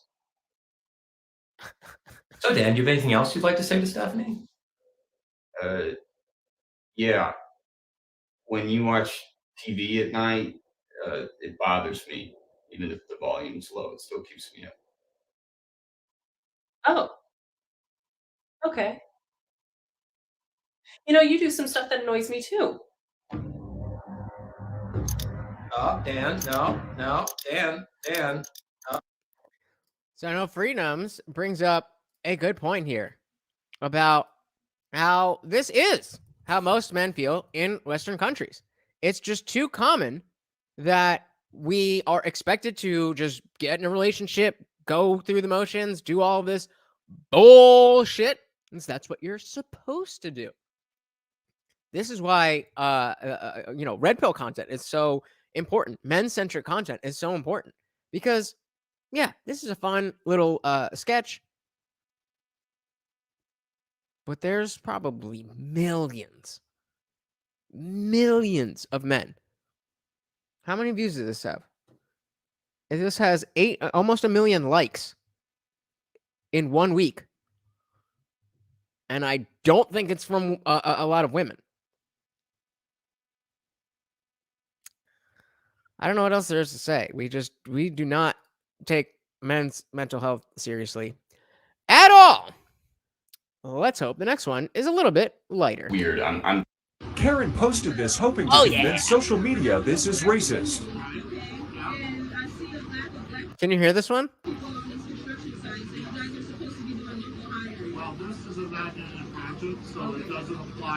If you can't hear it, we'll just skip it. It's not. It's only good if you can hear it. So the issue of it is that that's not an appropriate question. It's a very appropriate question because we're talking about equity and inclusion. Okay, I know. Who are you with? I'm actually a journalist. Okay, nice, but and I'm a community member. Someone just say skip if you can't hear it that well. I'm just wondering. I was driving by and I saw the black people. I'm not trying to be combative. And I'm not trying. Anyway, I just wonder how many black people. The subcontractors hire their people. I don't hire people. What do you do? I'm the superintendent of the job. Okay. That means I run the job. I don't hire people. And what company are you with? The company's called Associated Construction. Okay.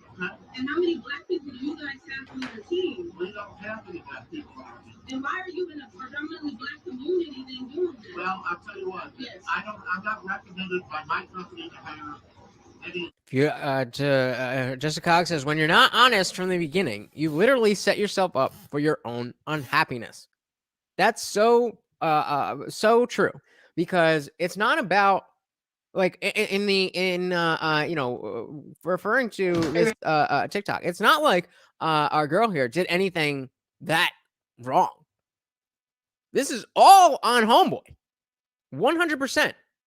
Not being able to deal with your own emotions and being able to articulate them, just letting yourself get pushed around, going to such lengths to please people.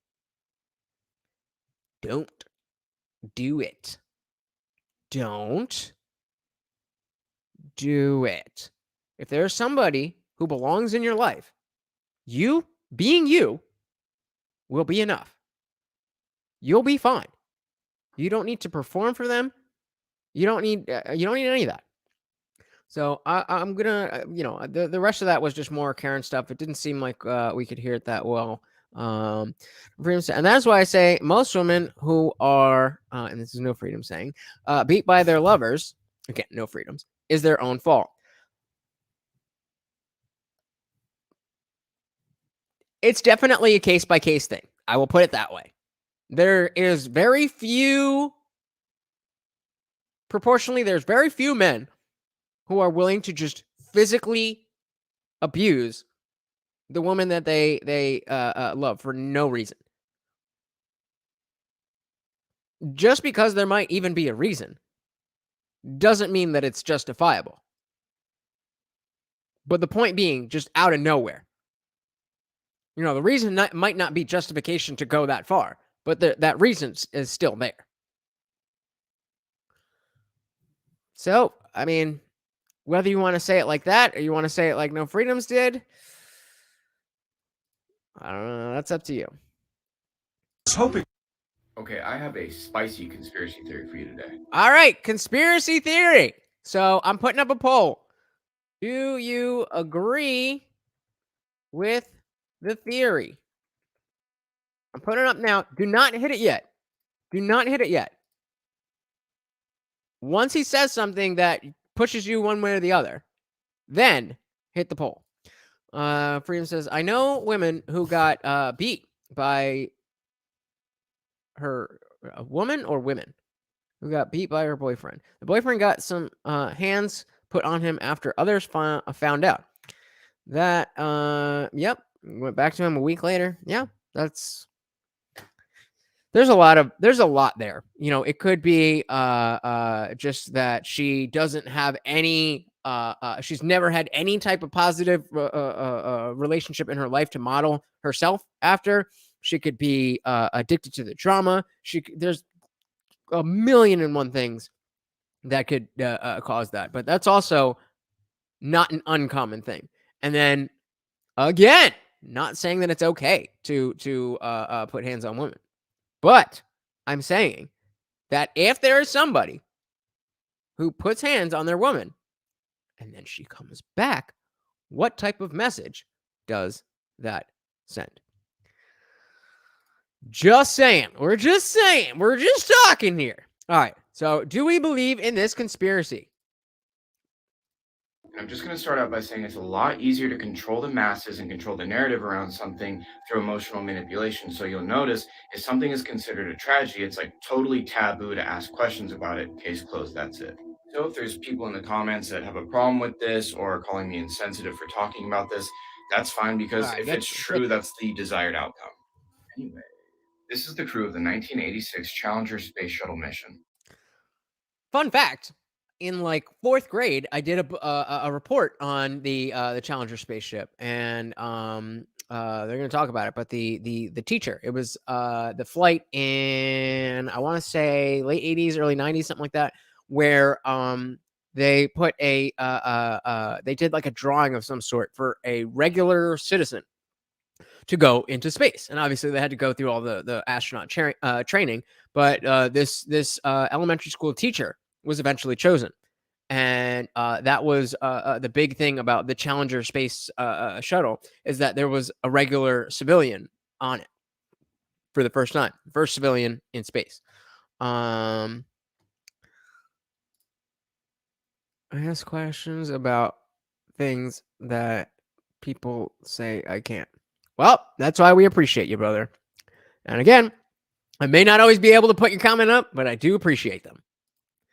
All right, moving on with the Challenger space shuttle. Infamously, on January 28, 1986, the space shuttle exploded right after takeoff. The disaster was broadcast on live television to 40 million viewers. Two men, Bob Eberling and Roger Boisjolly, worked tirelessly to warn NASA about an issue with the shuttle's O-rings, making calls and warning anyone that would listen, going all the way back to October the prior year.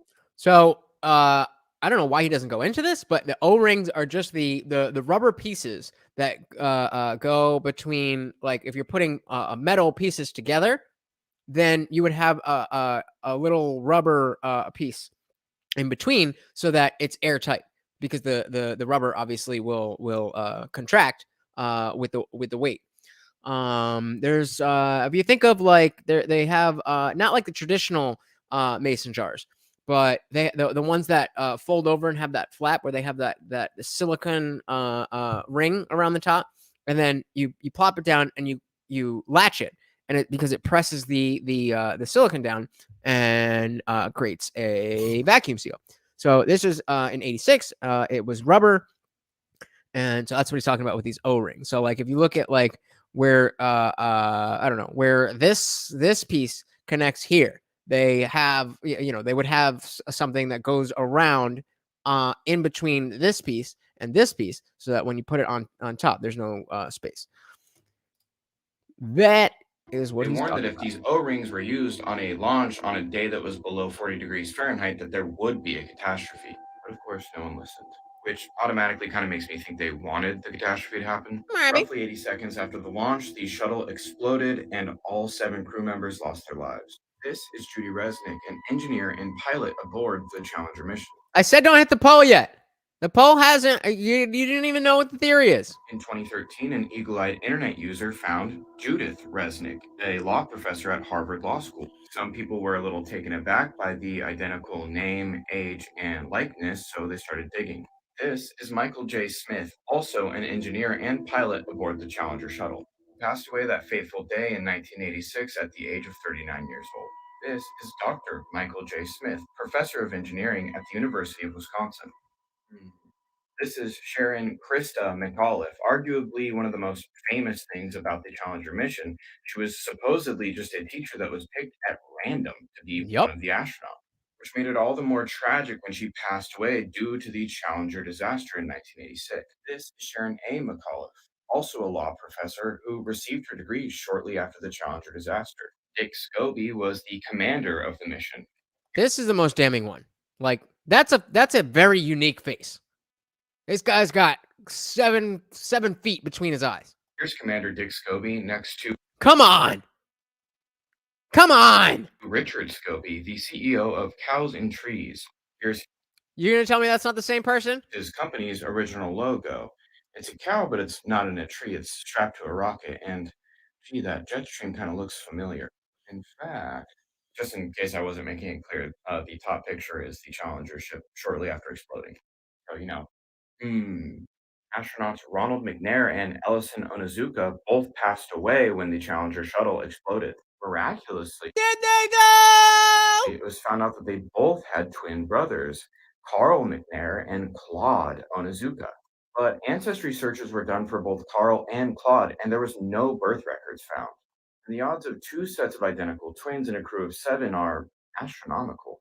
But that's just a theory. Rest in peace to the crew of Astronomical? the Challenger space shuttle mission. So where are we? So now nobody's hitting the fucking poll. You fucking assholes. You fucking assholes. I say don't hit the poll, and you hit the poll. I put up a new poll, and you don't hit the poll. Is this shifty? Is this squirrely? Is there reason here to ask questions? CMT is in the building. This might be the dumbest conspiracy video I've ever seen. Why is it? Why is that so? What makes it dumb? I put up a new one because you guys, a bunch of you hit it before listening. So I put up one. There we go. So we're 50-50. We're 50-50. CMT says that it's the dumbest conspiracy video you've ever seen.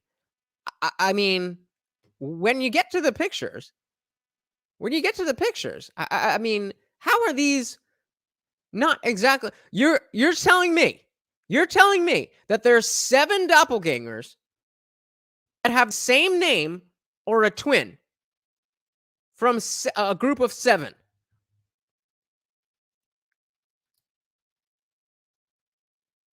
Do we? I mean, I don't know I don't know. Okay, even if we do all have 7 lookalikes, what are the chances of us all having a lookalike with the same name, who all went into to law except for the last guy? I mean, of course, we're just, I don't fucking know. We're watching TikToks, bro. Yeah, I mean, it's just what he claims, but assume it's true. What I mean, again, look, twin, like, come on, these are not the same people. Like, even the teeth here, how it goes up here, goes up there. Any film says currently this guy's video is the only thing that says they all have the same names. Well, you guys are fun.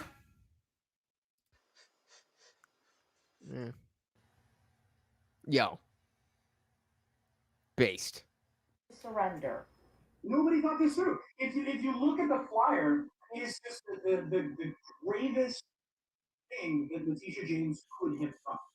And she literally put a bounty on 3D printed guns. He said, I will give you extra money if it doesn't have a serial number on it. They made no specifications. They didn't touch on any details. There was no fine print. And that's why I was able to walk out with $21,000. After seeing people posting on Twitter about using 3D printers to make post funds to sell it on buybacks, a man who identified himself to us as Tim got to work on a $200 3D printer he got for Christmas. That's fucking genius. That is the only way, or maybe the best way, maybe not the only way, but the best way to exemplify exactly why a gun buyback in 2022 does not make any sense. Not a lick of sense. Yeah, it is fun. It was fun. And so you guys are all like, I'm just fucking with y'all. Freedom says, well, the one must say was the first moon. Guys, help me out here. Well, then one must say was, even one must ask, was the first moon landing? Well, there's only been one moon landing, supposedly. Was the moon landing fake? Just saying. For some reason, they lost how to send people to the moon. Well, I'm very into that conspiracy. The two major conspiracies that I will entertain are JFK and the moon landing. When it comes to the moon, I do believe that we went to the moon. I think that a lot of corners were cut because of the space race, because of the Cold War. There was a lot of this was pre-internet, so there was a lot of bullshit, a lot of squirrely shit that went on that maybe wouldn't be able to go through these days. But again, we just had the Rona jab, so maybe so. I do believe that they filmed some fake moon landing just in case. But I don't know. That's as far as I can go. I think it makes sense that we went to the moon.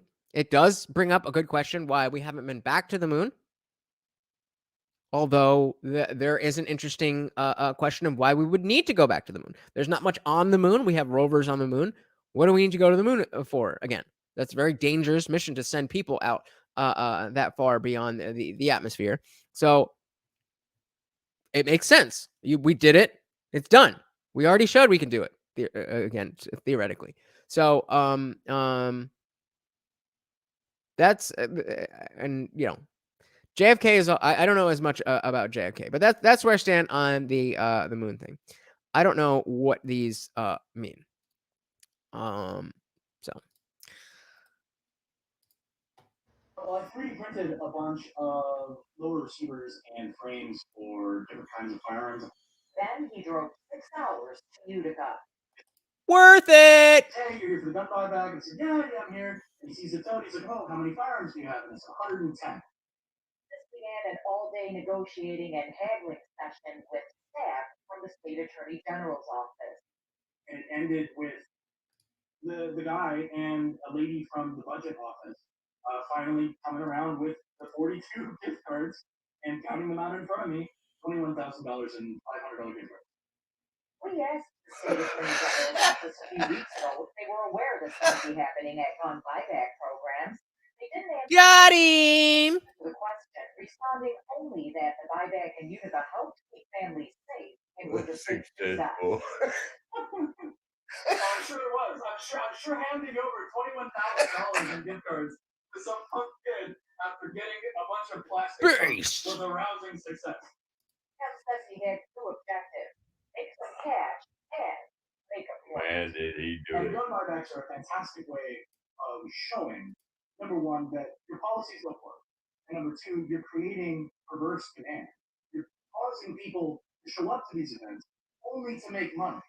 And they don't actually reduce crime whatsoever. At all. So I mean, this clearly shows that this type of culture jamming is what we need to fight against the woke liberal establishment agenda. You have to be You have to be willing to do the things like fly a bunch of illegal immigrants to Martha's Vineyard, because there is no other way to get these people to admit what they think unless they're forced to. Frame says, dude, we tested radiation on people more than 50 times. We knew that shit was bad after the 10th fool that died. What? Were we talking about radiation? What are you talking about? What are you talking about? The millionaires who are more than willing to put their hands in their pockets for women and children would not give me a penny for a refuge for men. And nothing's changed. As you all know, there is no provision, virtually. Every so often somebody seriously tries, there's a couple of beds, and then they go down for that. Or those of you who know Earl Silverman from Canada, he hanged himself in the end because he tried to keep his home. In case you missed that, I don't know if this is if she's American, but she's talking about the only guy that was doing anything in the way of supporting men who need any sort of assistance. Like, they have women's shelters on every fucking block in some places. It was so the attempt was so atrocious, and not because of a lack of trying, that the dude ended himself. Oh well, right? Oh well, who cares? He's just a man. Open for men and refuge. And he really was naive enough to believe the Canadian government would listen to what he was saying and the numbers of men who asked him for help. Silly man. So it's Canada. Silly man.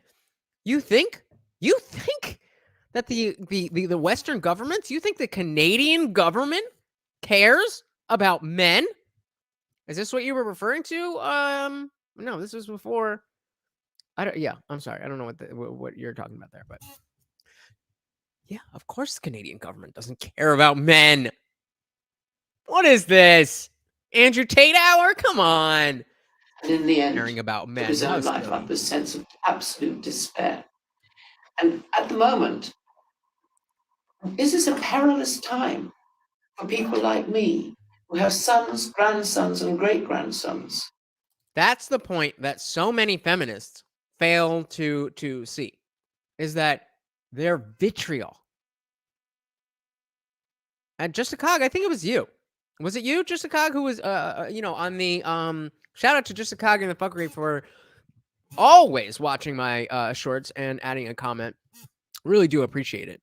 But saying how feminism has nothing to do with taking down men.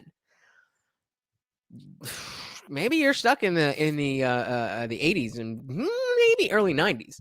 But ever since then, feminism has been specifically about bringing down men.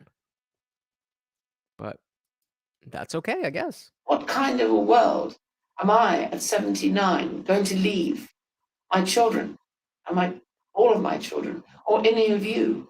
They're perilous times for men and boys. Yep. And there's the frightening part of it is anywhere you look, it's perilous. It's perilous in education. I was teaching children to read, and I chose to have boys because boys find it harder. And all I can say, I stuck the year because I had 3 boys. But it was child abuse towards the boys. Mostly they were screaming. So, Justicog says, toxicity has to do with that. Extreme feminism is toxic. I do agree with that.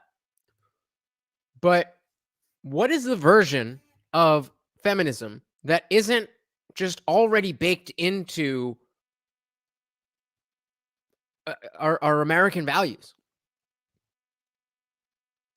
Equality under the law, we've got that. Equality in societal situations, we don't have that. But you never see feminism doing anything in the way of helping men, even though they claim that it's equally for men than it is for women. Like, it's fine if feminism is supposed to be just for women. We don't care about men. That it is what it is. Fine, but don't tell me you care about equality if you only care about equality when it costs me something. That's the only time that equality matters to you. When it comes to who should fight, when it comes to who's allowed to be hit, when it comes to who's supposed to pay for things, all go down the list. Feminism is right there for equality when it helps women. But when it doesn't, and we live in a world where things are not equal person to person, and men as a group and women as a group are simply different, meaning some things are going to be better and some things are going to be worse. We need to bring the men down in all of the areas that they're better than women. And we need to artificially boost the women up in every area that they're not as good as the men. That's not equality. That's special treatment. Now, Freedom says, I have a female family member, but I won't stop saying that. This is No Freedom saying that women, No Freedom says, are not that smart. No Freedom says, and are evil. See what you got to do as a YouTuber? Because somebody in 10 years, when I'm, when I got 100,000 subscribers, somebody's going to go through this. And if I had just read that as it was, somebody would just clip it up. So now that I've read it, I actually have to understand what it says. Some are. Some absolutely are. I would say more women are evil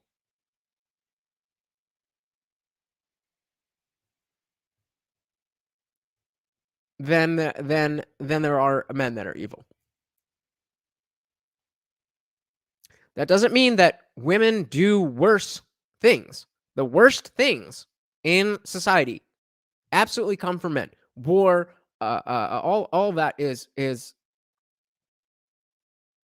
predominantly, especially if we're talking about history, men. But when we talk about individuals and an individual's desire to interact with the rest of the world, I can't really disagree with with what No Freedoms is saying here. I would definitely put some in there because I know some women who are the opposite of evil and are very intelligent, but are they the exceptions or the rule? So I don't know what that one means. So just a Cox said, nah, I would definitely say it's equal on evil, but in different ways. Okay, that's fair. I'll take that. Just curious, are you if this is not something that's offensive to you, I'm not meaning it that way. But just a cog, are you a male or a female? If you don't mind me asking. Dad. And again, there were no men around. These were mostly teachers, desperate, trying to do their best. And what people are I want to thank you guys for hitting the like button so much. I really do appreciate that. To realize, and all of us know that when boys get into 9, 10, 11, they need male authority figures. They do not react to women's authority because... Word up. So we got another lady here. Welcome to Chicago. Another lady. But that is I was expecting you to say that you were a man, because even though you had this original position that, oh, that's not feminism. What does this have to do with feminism? You were listening, you're willing to, put out your position, listen to my position. Sounds like you don't necessarily disagree, or excuse me, sounds like you don't necessarily agree to the T. But I really appreciate your perspective on all this. So welcome. Hopefully,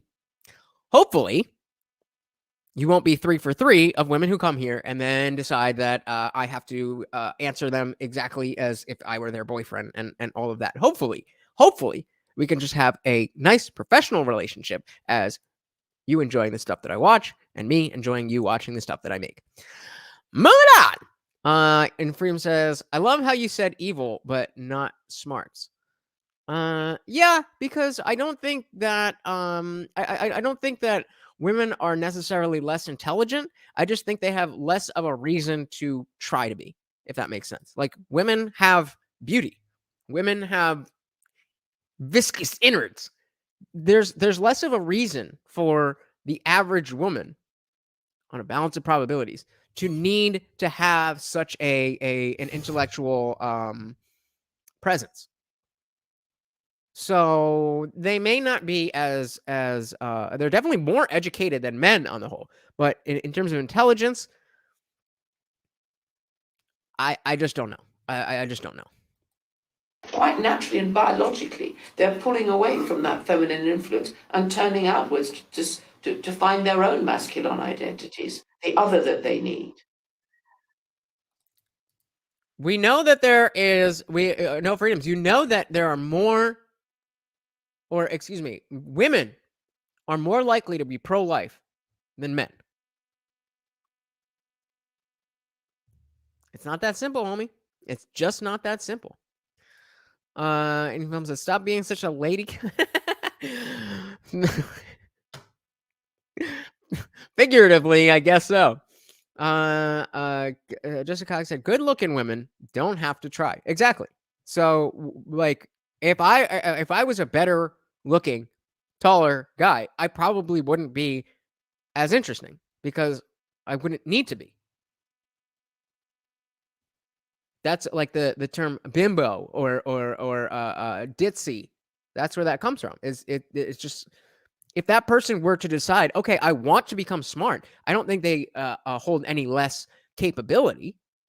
It's just that at any given moment in time, they're probably going to have less knowledge tucked away in their brain than somebody who doesn't have them viscous innards. So I left them, and then recently, from all the different kinds of abuses that have plagued my life and killed so many men, is really false allegations, which is exactly the situation that killed Carl Sargent. And the fact that he can be sacked, he's lost his the whole of his life's work. The fuck?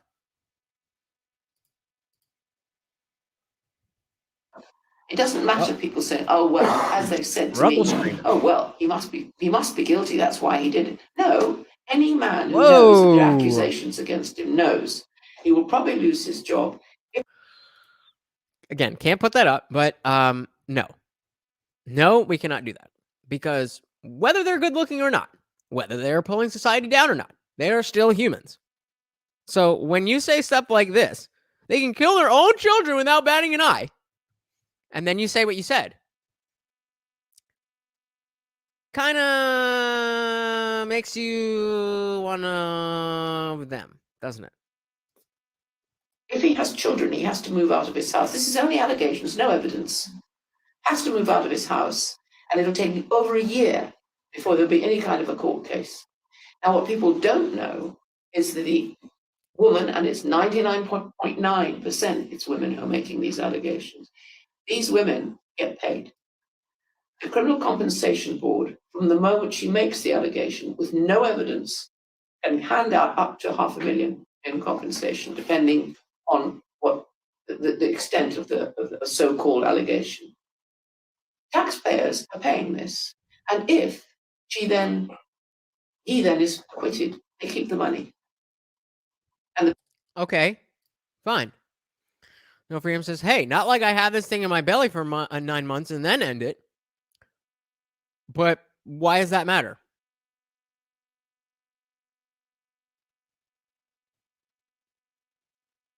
What's the difference?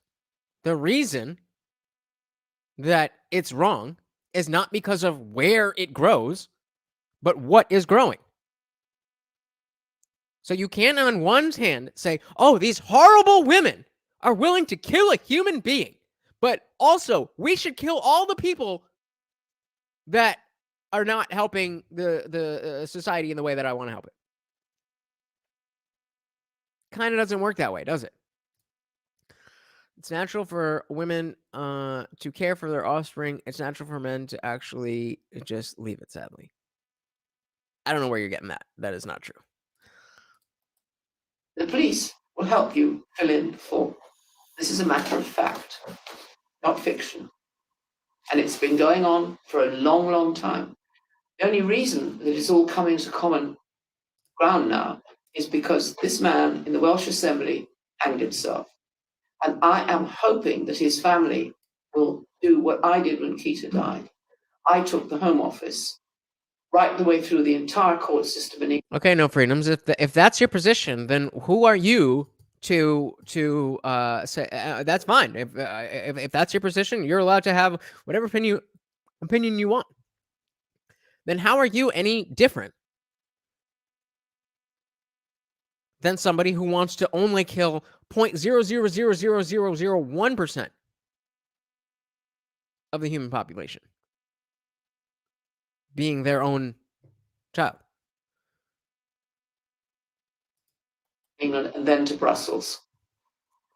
And my wish is that it's going to take, men have to start suing. No one is going to listen until they do. Because what they do, they play the paper trail with you. Letters, memos, yes, assertions, texts, anything. But they do not actually take any action. I don't know how many of you have seen Mark Essence case. He was going home completely innocent, Waterloo Station. Did any of you see that case? Yep. There was next morning, police outside. You've been accused of abusing this woman on the platform. The actual details of the abuse are so gross, they're not physically possible. That won't stop a woman from accusing you of it, though. A judge told the CPS that they should give the case up. CPS insisted. Now, why would the CPS insist when the actual CTV cameras? This is what we call cope, or more officially, rationalization.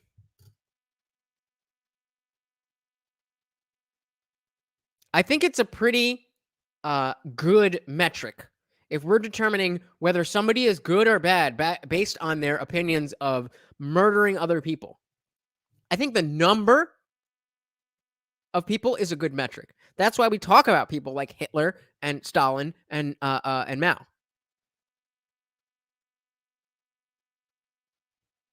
Murder has been a thing since humanity.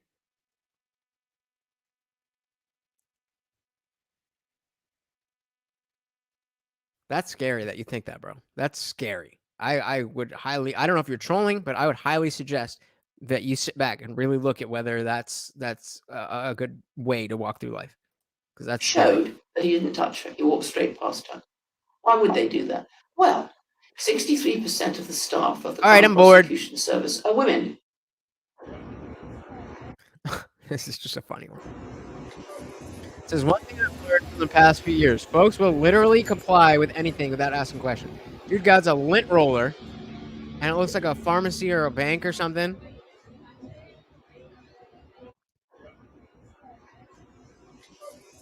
Oh, keep thinking, brother, because you are not done. Trust me, you are not done.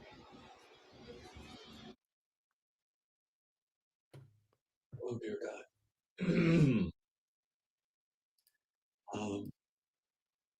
Let's see what happens with this. National Health Services of England. Most trans kids are going through a phase.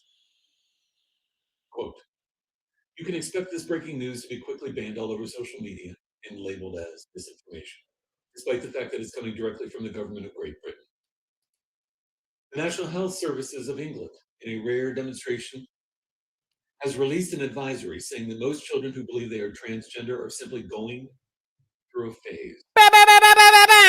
Going through a phase from the fucking National Health Services of England. Most children who think they are trans are going through a phase. So wait a minute. Are you telling me? Are you telling me that the whole goth thing is as legitimate? Being a goth kid is as legitimate as being non-binary? Cool. Because I knew a bunch of goth people. I was goth adjacent. I was a hardcore kid, straight edge. You know, camo shorts, military hat, that whole thing. If you were alive if you were a teenager in the early 2000s, you know exactly what I'm talking about. I know one person who should be watching this right now. So, Dawn, if you're watching, please say hello. But probably not, because nobody who actually knows me ever watches this shit. She's still goth.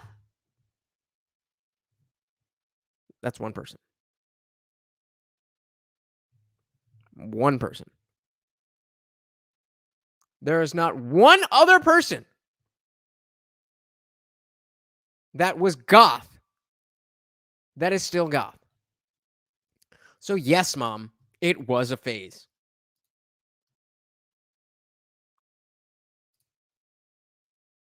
I have no problem with goths. I'm just saying it's a phase. No, you're wrong. See, if she was here, then see, let's do this. Let's do this.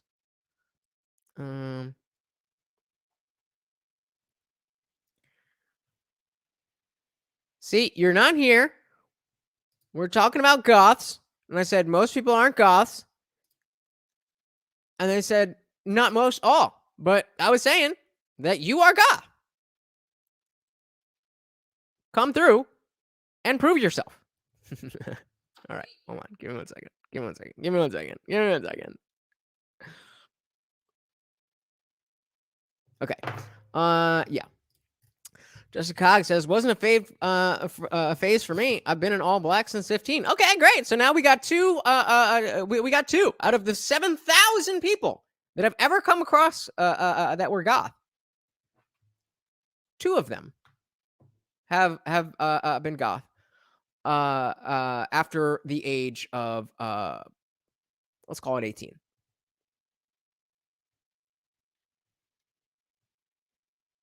So in case we missed it, let's back this up just a tiny bit here. Services of England, in a rare demonstration, has released an advisory saying that most children who believe they are transgender are simply going through a phase, quote unquote. As they mature, they are further recommending that doctors stop encouraging such children to change their names and pronouns. Going even further, they plan to announce a ban on administration of puberty-blocking drugs for pediatric. But that was my point about comparing it to trans. It's not all. It's just not. It's just not. The notion of feeling like you were the wrong gender has been around a lot longer than it's been popular. Like, Blair White is not going through a phase. Buck Angel is not going through a phase. There's people in my life. There was a guy I worked when I was working at Petco who was born as a girl. I mean, he had plenty of other shit going on. But this dude was 35. He was not going through a phase like a teenager. It is not all of them. But it is most of them. You're goddamn right it's most of them. Patients, except in, quote, strict clinical trials, quote, in a sterile fashion. The National Health Services declared that the changes are needed because there is currently scarce and inconclusive evidence to support. But again, absolutely you can help people with mental issues. I just talked about my mental issues earlier. But you can't help people. You can't help people with mental issues by indulging their delusions.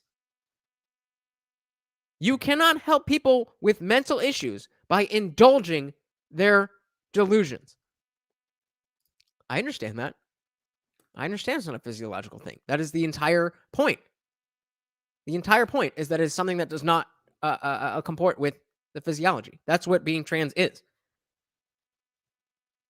And so even to bring it back to my anxiety, if I know that once I get on a phone call, it's no big deal, but I'm frozen to make that call, there's no physiological thing stopping me from making that call. It's psychological.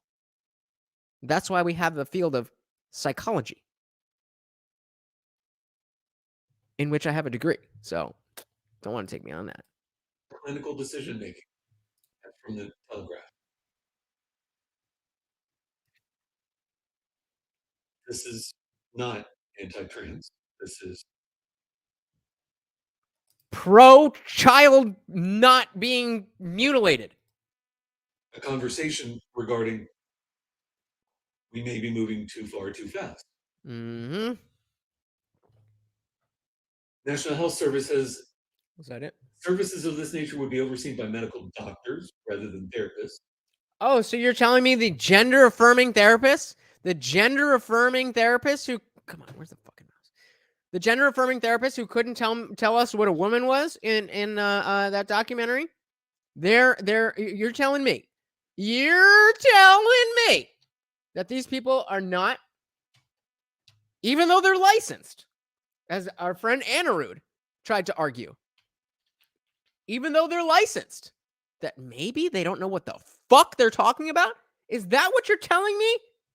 United Kingdom? I think so. No Freedom says, oh no, we are like a broken vase. We can put me back together. However, these son of itches are shattered. Bro, that's not a... Just take your time, guys. Reread your comment before you send it. And make sure it's relevant to what we're saying. And if it's not, then make sure you talk about what it is relevant to so I know what you're talking about. That's how you'll get your comment right. And he says, what I'm saying is no one actually has a man's brain trapped in a woman's body or vice versa. And by pretending that you can change your sex is indulging the delusion. I agree with the fact that there is nobody who has the physiological brain of a male who is female. What I am saying is that there is a psychological condition that will make you feel that way. Much like I know that the phone call is not going to harm me in any way and actually will make me feel better once I'm done. There is still a psychological process that stops me from doing that. Trust me, bro.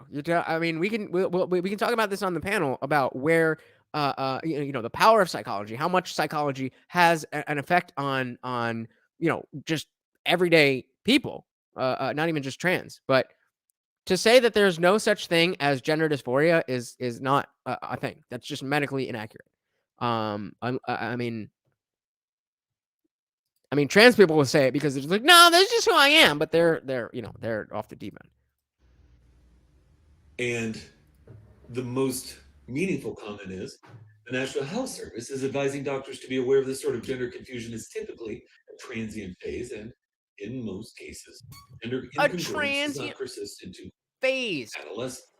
They point out the widespread nature of these issues as well.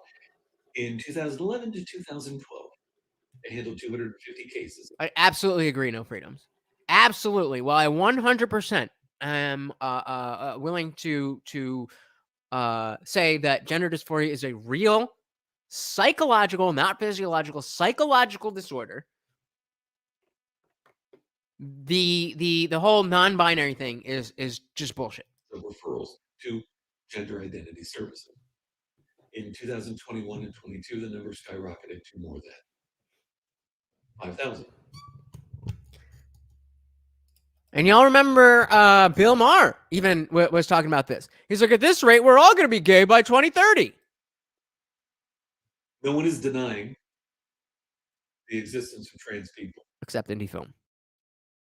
But under no circumstances can you be oblivious to the fact that something has changed in the world. Were there always a huge undercurrent of trans people out there? Nope. And now we're free to speak? Nope. Or is this a fad? It's a fad, baby. I would bet most of these people I've had some sort of SA or other psychological have had. I would bet most of these people have had some sort of SA or other psychological abuse in their past that is fueling the trans issue. Whether that is true or not, that doesn't change the fact that if they are dealing with that issue, that they are in fact dealing with that issue. Can we agree on that? Can we agree that if you, let's say you have a fear of seatbelts, because even though you know statistically you are way more likely to be better off in any kind of crash with a seatbelt on, you know that you had somebody in your past who died on the rare case of being trapped by a seatbelt. Does the fact that the statistics show that seatbelts are better make it impossible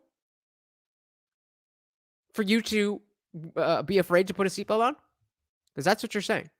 Hey, we got Mikey in the building. Mike W., welcome to the party.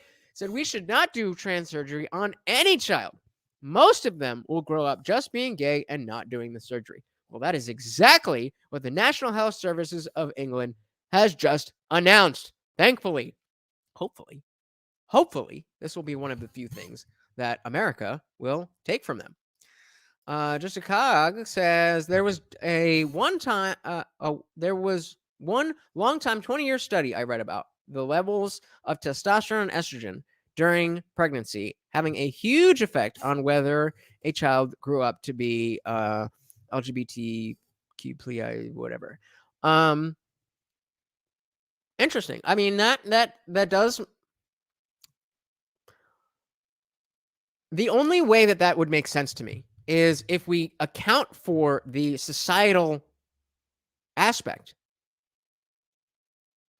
Because the levels of testosterone and estrogen, the variance, let's say you have I assume it has to do with, if it's a girl and they have high testosterone, or a boy, high estrogen.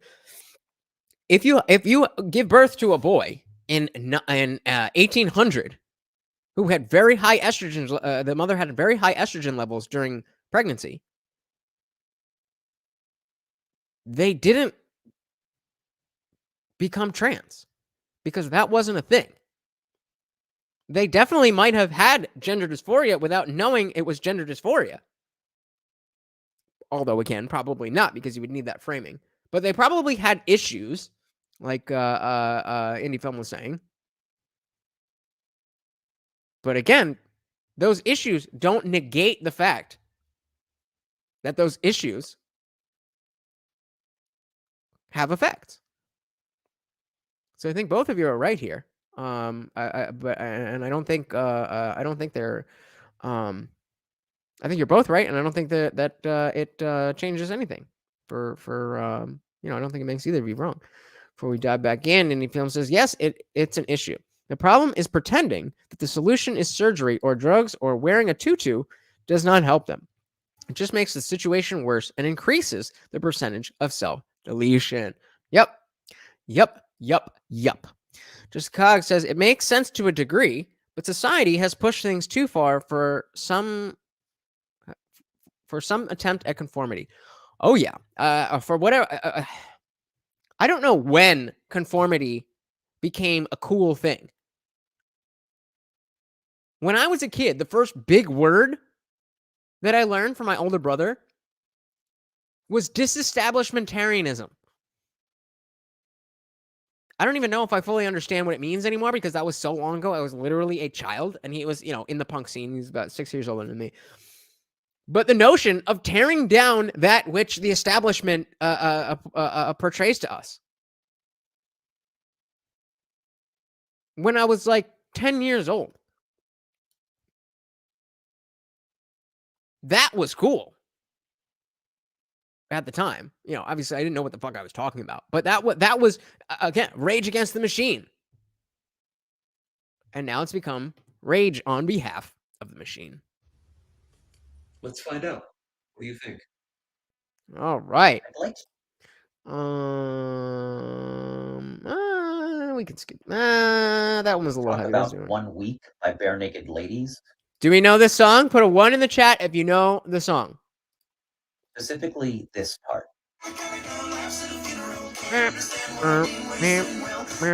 the kind of guy who laughs at a funeral, can't understand what I mean, well, you soon will. Which of the following is he trying to imply? One, that I myself will attend a funeral and will find myself laughing. Two, that he and I will both be at a funeral and I'll see him laughing and be like, oh yeah, he really is the kind of guy who laughs at a funeral. Or three, is he saying that he will be laughing at my funeral? If three, is there something that he knows that I don't? Are bare naked ladies threatening to kill me? This is the part of TikTok that that keeps me going back. Because there's a lot of good information on stuff like the last one that we watched, the woman who was talking about men's mental health, but the silly stuff, because you can find that stuff on YouTube, you can find that stuff on Instagram, on Facebook, but TikTok's algorithm is just so good at throwing the most random shit that you will really like at you. And thank you. I was going to skip because nobody said anything. I don't know if you got it. It only makes sense if you know the song. Just a cock said, I did actually laugh at a funeral and still feel bad about it, to be honest. Do not feel bad, because you guys know about my first tattoo here, my boy Akon, who died, and we were cracking up at his funeral. I mean, we were crying and shit too, but it's healthy. It's healthy to be able to understand that a funeral is a celebration as much as it is a mourning. At least for Akon, it was. It was as much about celebrating the time that we got to spend with him, and that time was so filled with laughter that there's no way to talk about any type of story that he was involved in without laughing. So don't feel bad. Don't feel bad. Everybody grieves in their own way. Mike says, why isn't only young people are coming out? If it's because we're more open to it, then where are all the older trans people coming out of the closet? To be fair, there are a lot more older trans people in the last decade than any decade before. But you're absolutely right. I would say that has to do more with the infantilization of adults in general than anything else. So there's like even shit like furries, I don't know, something like that. How far behind are you? Yeah, it's just a thing to go and adulting as if that's something that you like. That's just being a person. What do you mean adulting? Like, I get it. But yeah, whatever. No Freedom says, I don't go to funeral. Which funeral? I probably fall asleep in that bitch. I don't care. Jesus Christ, bro. I think you need to see a therapist. BNL, I await your response. Well, Jake, it's a good question, and I'm glad you asked it. You see, this song was improvised. A lot of stream of consciousness stuff just came off the top of my head, and then I edited the lyrics down and just took what I thought were the best parts. This is actually a super specific reference to a kind of a sad, strange moment in my life. I lost my older brother who died in a motorcycle accident. Whoa, what? Really? And it was very upsetting. I watched this before, and I don't remember him saying that. So if you didn't catch, this is the actual singer to or I don't know if he's a singer, but the actual guy from Bare Naked Ladies. And if you don't know, I call Akon my brother. The script reads, family is thicker than blood, because I feel like he was more family to me than anybody who was blood related to me, at least at the time. And he died in a motorcycle accident. Are you guys not? Are you? When type a indie film and Mike, type a 2 when you see me doing this. I think you guys are like a few minutes behind. Well, I gotta make sure what you say before I put this up. That's only No Freedom says, I told people I know to kick my ass into the ground and delete all the data off my computers and keep to stepping. Why? Why would that's not you realize that's I mean you're aware of the fact that that's not a good way to go through life, right? This is not it's not cool, brother. Like again, I don't know if you're just being edgy, but if you say this in my chat, like I got to stop and make sure you're okay, dude. You don't sound like you're okay. So I would really appreciate if you would join the panel tonight. I really want you to be there. Yep, social contagion.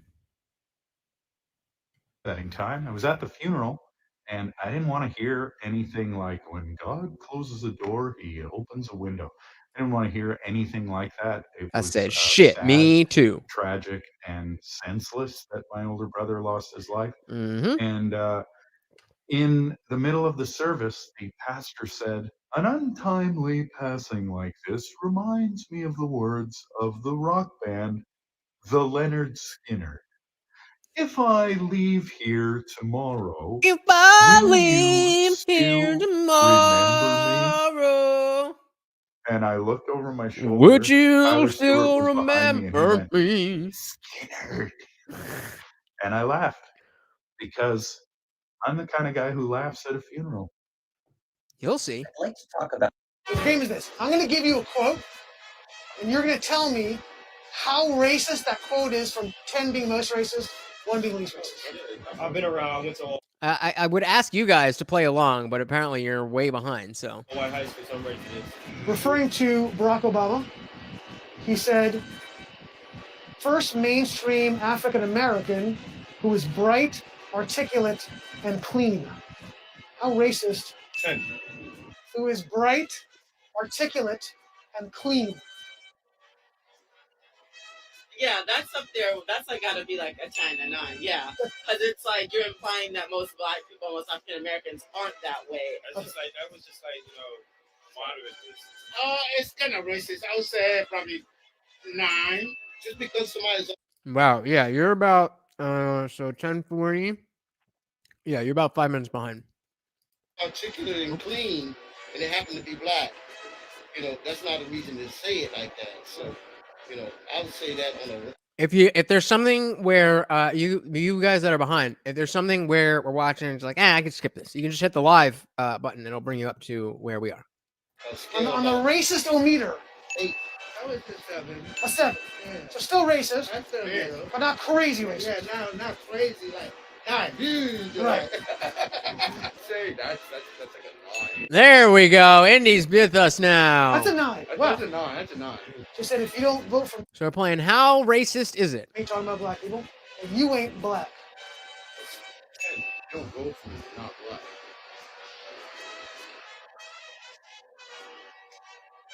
Oh, I hope this I'm gonna music is say not fucking. That one, definitely not as high as the other one. It's definitely up there. Yeah. But I would say that's like a 6, 7. 6, 7. 6.5. 6.5. I like that. I like the accuracy on that. Yeah. The exactitude. Okay. And for someone to imply that is a bit like, who are you to tell me if I'm black or not? So yeah, I'd say that's about a 10. I'm gonna give that an 8. An 8. That's just a dumbass comment right there. Referring to inner city busing, bringing black people to white schools, he said that would create a racial jungle. I don't want. Yeah. So, Mike, you're also behind. I'm sure you heard what I just said about any film. If there's a moment you want to catch up with us, or if you're watching behind, that's totally fine. I just wanted to let you know that that's why your chats are coming up later than everybody else. Because you're about 5 My minutes kids back. going to a racial jungle. How racist is that?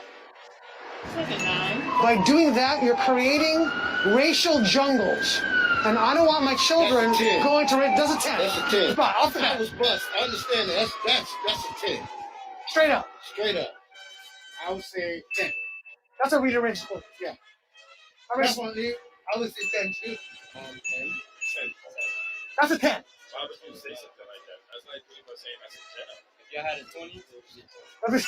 That was as racist as you can get. Yeah, that shit is in a book. Like, if you want to see that, Like, what's that? Right. Yeah, pretty much. In referring to inner city Baltimore, he said it's a rat-infested hellhole. That's 100% true. It is. So not a racist statement. Not a racist statement at all. Like you're living in poverty and your schools are no good. Is that a racist statement? No. Is it true? Hey, Mike is with us. Welcome to the live.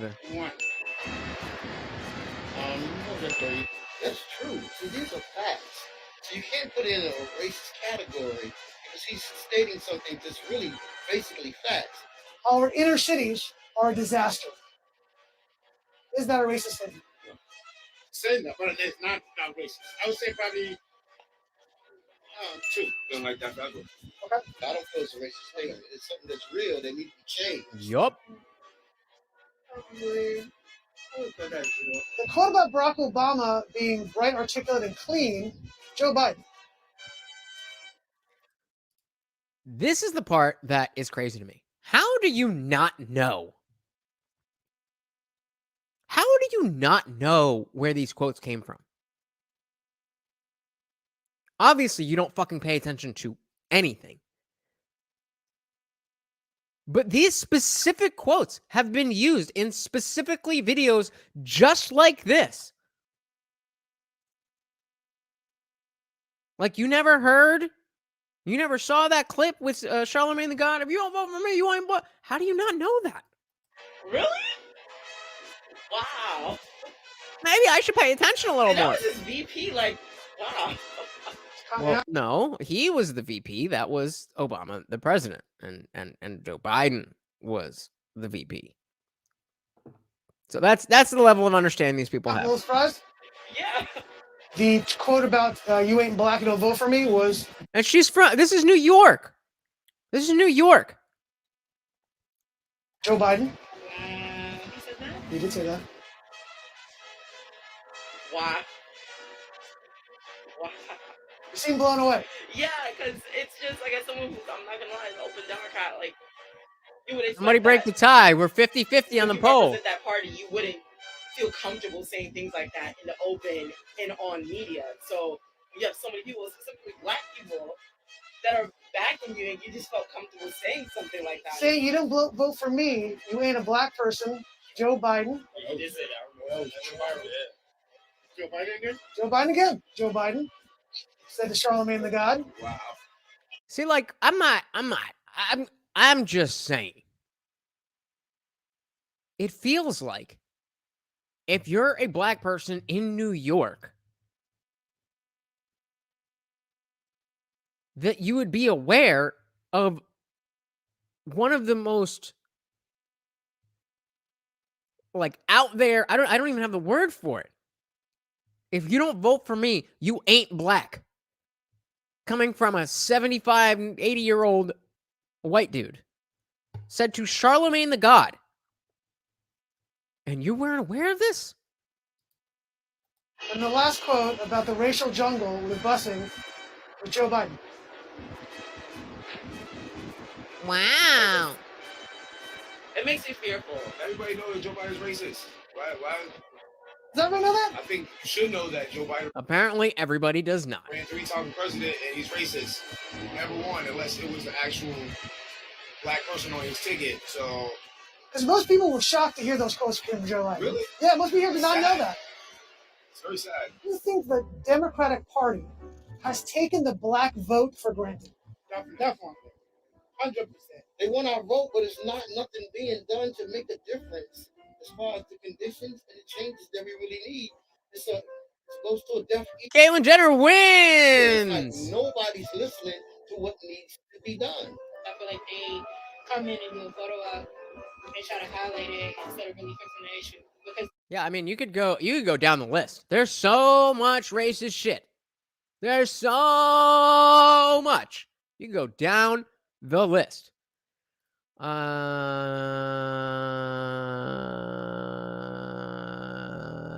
can read read that. Indie Film said, I would love a follow-up to find out whom they voted for. Really? Really? You think any of these people voted for Trump? Maybe the dude who knew where the quotes came from.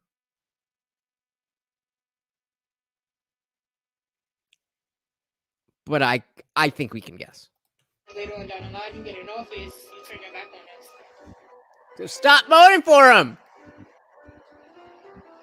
Of course, everything every years. I would say something. I might also say that when they see what Turn the goddamn music down. If it's not gonna get me. after that, hey, you don't see them. Of course they do. They only use This guy. This guy is probably the only one who maybe voted for Trump. I would say I would guess most of them didn't vote.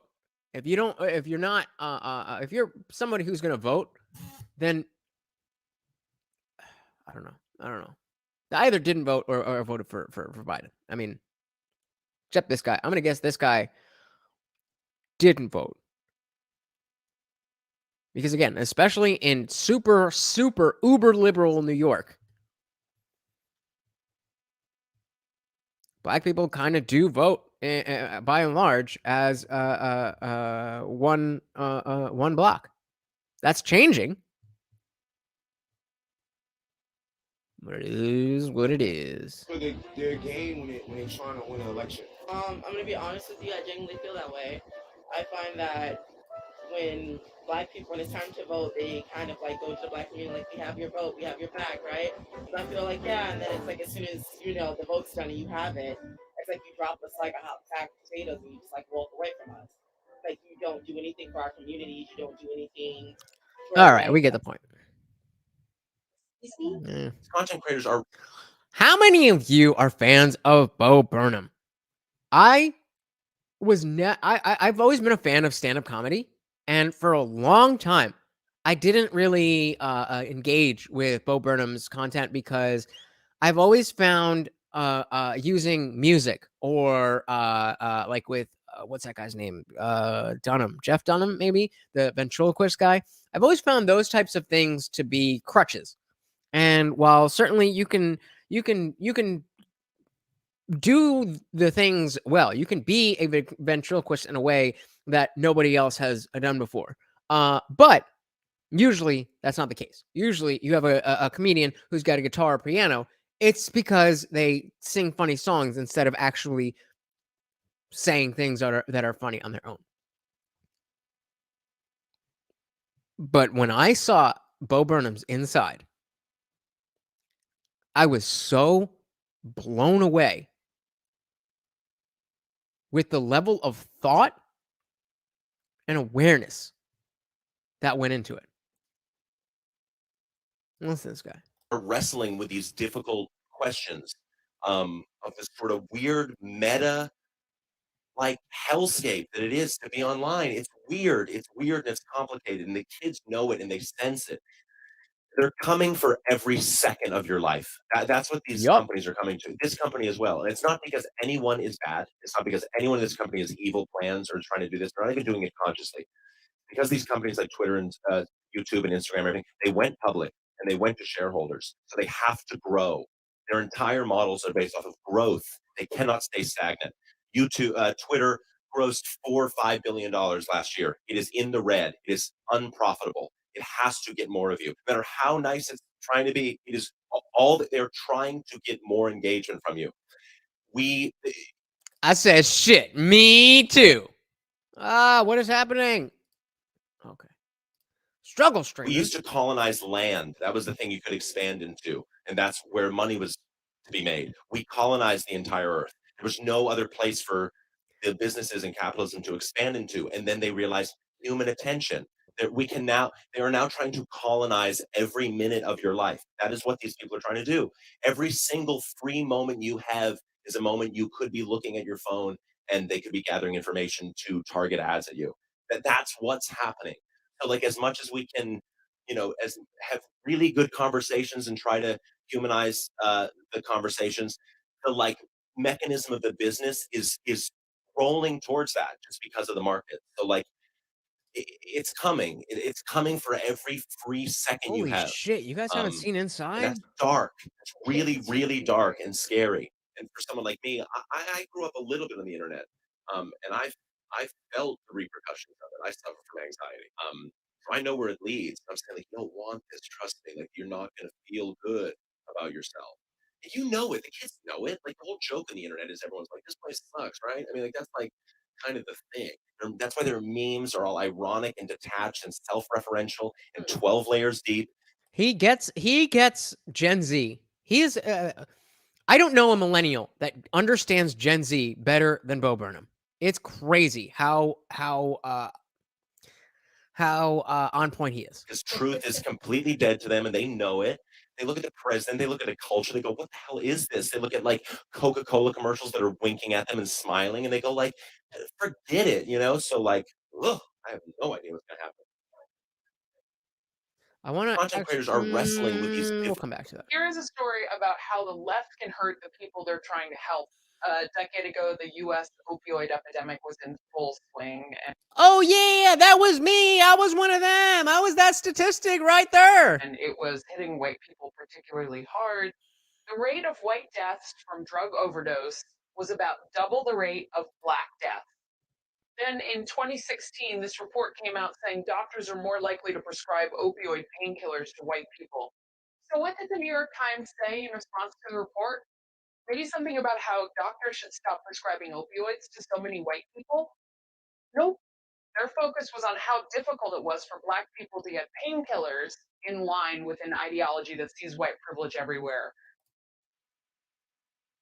That's why people care about wokeism. That's why people care about this fucking establishment narrative that everything has to be, that equity is the highest virtue.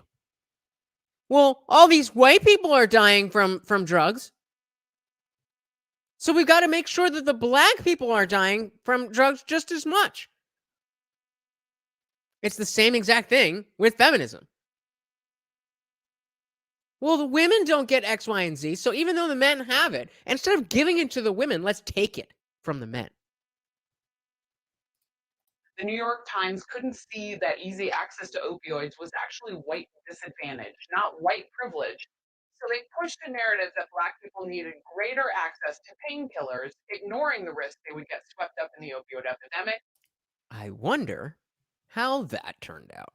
And as it turns out, that's exactly what happened. The rate of deaths from drug overdoses for whites has continued to grow, but the rate for blacks has grown even faster and has caught up to whites, which is probably not the kind of equality the New York Times was hoping for.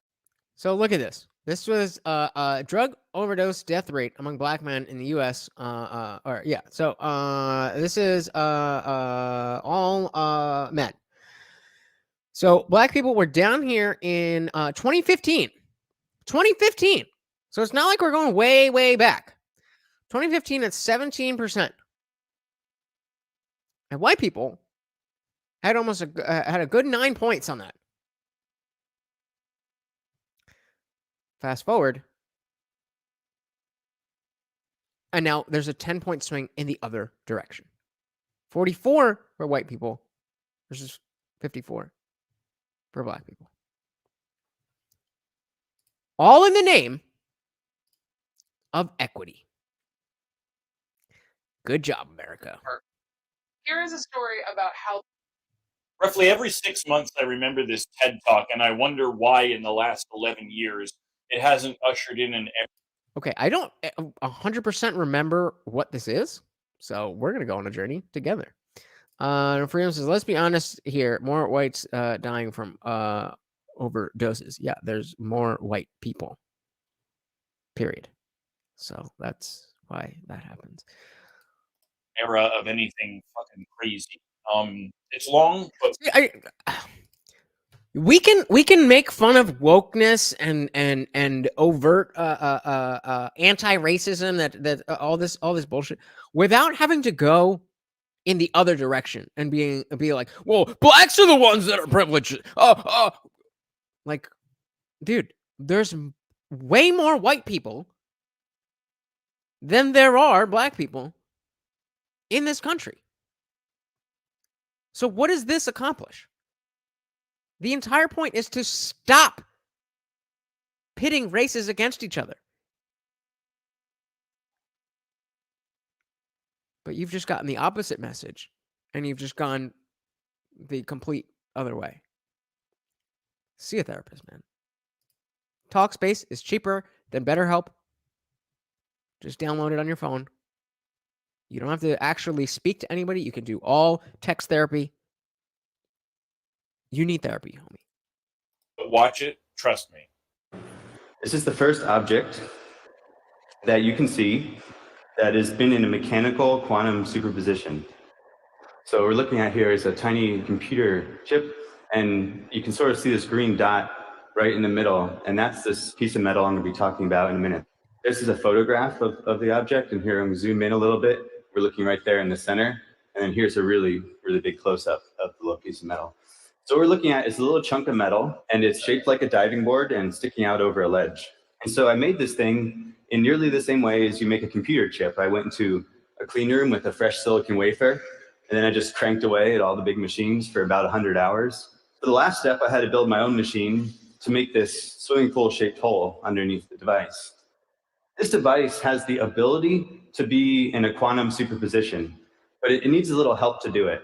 Here, let me give you an analogy. You know how comfortable it is to be in a crowded elevator? I mean, when I'm in an elevator all alone, I like do all sorts of weird things, but then other people get on board, and I stop doing those things because I don't want to bother them or frankly scare them. So quantum mechanics says that inanimate objects feel the same way. The fellow passengers for Are you interested in this? Give me a skip if you don't care. inanimate objects are not just people, but it's also the light shining on it and the wind blowing past it and the heat of the room. And so we knew if we wanted to see this piece of metal behave quantum mechanically, we're going to have to kick out all the other passengers. And so that's what we did. We turned off the lights, and then we put it in vacuum and sucked out all the air, and then we cooled it down to just a fraction of a degree above absolute zero. Now, all alone in the elevator, the little chunk of metal was free to act however it wanted. And so we measured its motion. We found it was moving in really weird ways. Instead of just sitting perfectly still, it was vibrating. And the way it was vibrating was breathing, something like this, like expanding and contracting bellows. So we'll pause there. Particle expanding and contracting. No freedom says, I guess people like you all won't get it. Only the ones whose minds are truly open can understand. Okay, Henry.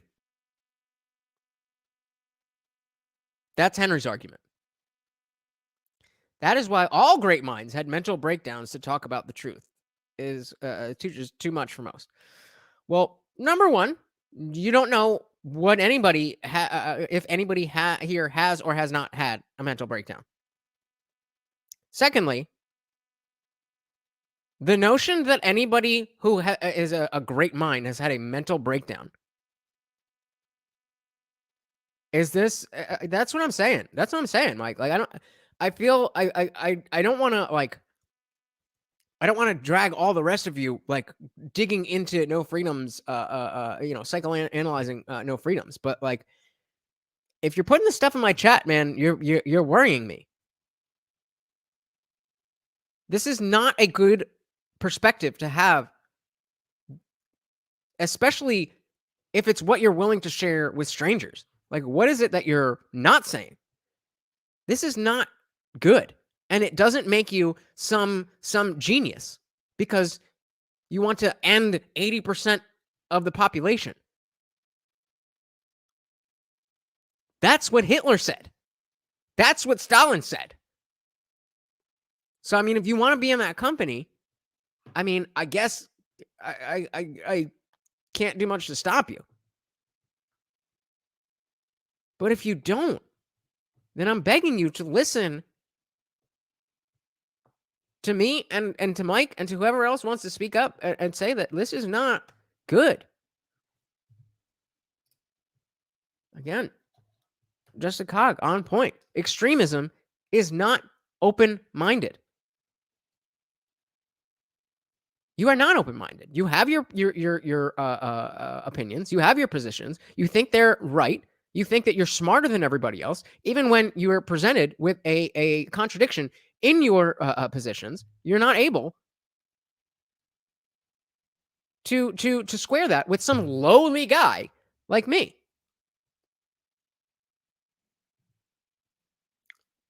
I don't know what you were, what you are or not trying to do. Like Mike here is saying, but this is not fun for us. So I've said what I have to say. I'm not gonna continue, putting that type of stuff up on my screen. I do very much care about you, bro. And I want, like I said, come to the panel. I do want to talk about this, but this is not cool. Not cool. I don't know. Are you guys understanding this? I mean, by giving it a gentle nudge, we were able to make it both vibrate and not vibrate at the same time. Something that's only allowed with quantum mechanics. So what I'm telling you here is something truly fantastic. And what does it mean for one thing to be both vibrating and not vibrating at the same time? So let's think about the atoms. So in one case, all the trillions of atoms that make up that chunk of metal are just sitting still. At the same time, those same atoms are moving up and down. It's only at precise times when they align. The rest of the time, they're delocalized. So that means that every atom is in two different places at the same time, which in turn means the entire chunk of metal is in two different places. I think this is really cool. I mean, really. I said, shit, me too. But hit the poll, guys. I need to know where you guys are at, because if I don't mean to be condescending at all, but this is a little bit more highbrow stuff. So I would. This is a lot more in the vein of stuff that we're going to be talking about more in the future. So if you don't understand what's going on here, then we can definitely dive into the more basic aspects in future shows. Obviously, we're not going to do that right now, but I would love to know, because I don't want to either show you stuff that's dumbed down and you're like, yeah, I get it. This is not interesting. This is boring. Or this is too convoluted. I don't get it. This is boring. I want to find the middle where you guys understand what's going on and you're also learning. So No Freedom says about 1.8 billion people have died since I've been alive. I only see numbers, dear friend. Apparently. Also, some people don't need a reason to see the world burn. That's from a movie. That's fiction. The real people who want to see the world burn for no reason are called psychopaths. So again, either you're doing a great job of trolling, or you're a scary ass motherfucker. It was worth locking myself in a clean room to do this. And not in a tough way. This for all those years. Because check this out. The difference in scale between a single atom and that chunk of metal is about the same as the difference between that chunk of metal and you. So if a single atom can be in two different places at the same time, that chunk of metal can be in two different places, then why not you? Okay, so first question, how do you measure that something is vibrating and not vibrating at the same time? Word up. So we got 75% yes, 75% of you are getting with this. There is no shame in asking questions. All we do here is ask questions. You see me all of the time look stuff up that I don't know. So if we're talking about something and you don't get it, just ask. I have no problem stopping the entire show to explain so that we can all be on the same page. Second question, again, this is an 11-year-old TED Talk, and I had to use so many... No Freedoms, you're going to dip out? You're not coming to the panel? I'm going to tag you when we're going to the panel. I'm expecting to see you there.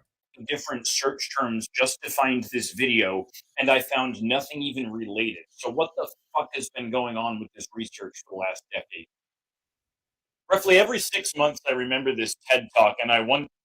Have I been paying? Oh, that one was broken up a little bit by yeah. And it was broken up by the other stuff that we were talking about. But I'm glad you enjoy it. Yeah, quantum mechanics is like it's just so cool because nobody understands it the way that we understand anything else. And I don't know. It's yeah, fascinating is a perfect word. Perfect word.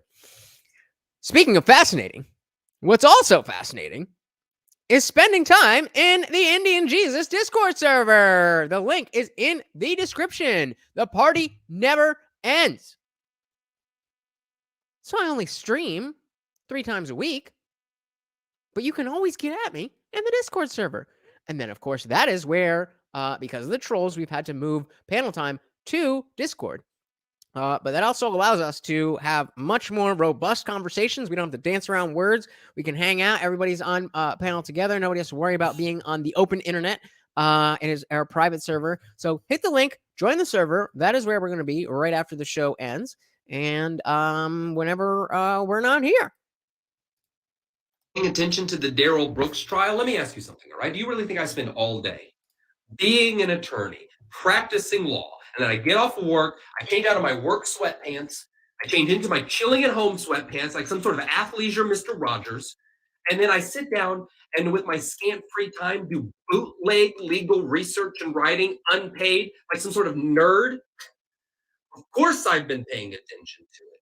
And look, I understand for a lot of you, this is your first brush with the whole sovereign citizen movement, if you can call it that. More Again, if you're not familiar, just let me know. like mass conspiratorial delusion. It might be a more apt phrase. But these people have been around for a long time, okay? And I find the whole sob sit thing about as interesting as it is concerning. And not very much of either of those things. Like, I understand that judges hate it, but that's just because judges have to spend 95% of their mental energy trying to teach legal procedure to the human equivalent of a Facebook comment section. It would rob anyone. I think when you boil it down, fundamentally, sovereign citizens believe that the law is magic. And all you have to do is just utter an incantation. If you just say the right words in the right order, you can get whatever you want, that you can enjoy all of society's benefits without having to pay any of society's dues. Just like, oh, I'm not a person. I'm an incorporated individual traveling under maritime law, fringe on the flag, Wingardium Leviosa. That's not how the law works. I want to be very clear about that. But to a certain extent, you can understand how they came to that idea, or at least where that idea began to germinate in their brain. Hold on. Only 2 of you hit the poll, so I can only go by the poll. But who here is not familiar with who Darrell Brooks is? Mike is dipping out. All right, Mike. Glad to have you. You have a good night, and we'll see you in Discord, and then of course right back here on Friday 8 p.m. But yeah, who doesn't know who Darrell Brooks is? Not you knowing who Darrell Brooks is, or not you being too tired for Discord? So Darrell Brooks is a guy who drove through the Christmas parade and killed a bunch of people with the SUV, and then the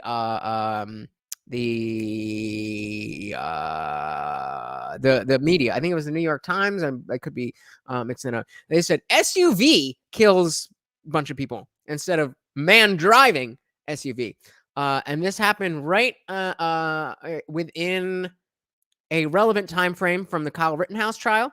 And we saw how the media was treating Kyle Rittenhouse, who was acting completely in self-defense, versus a guy who chose to drive his SUV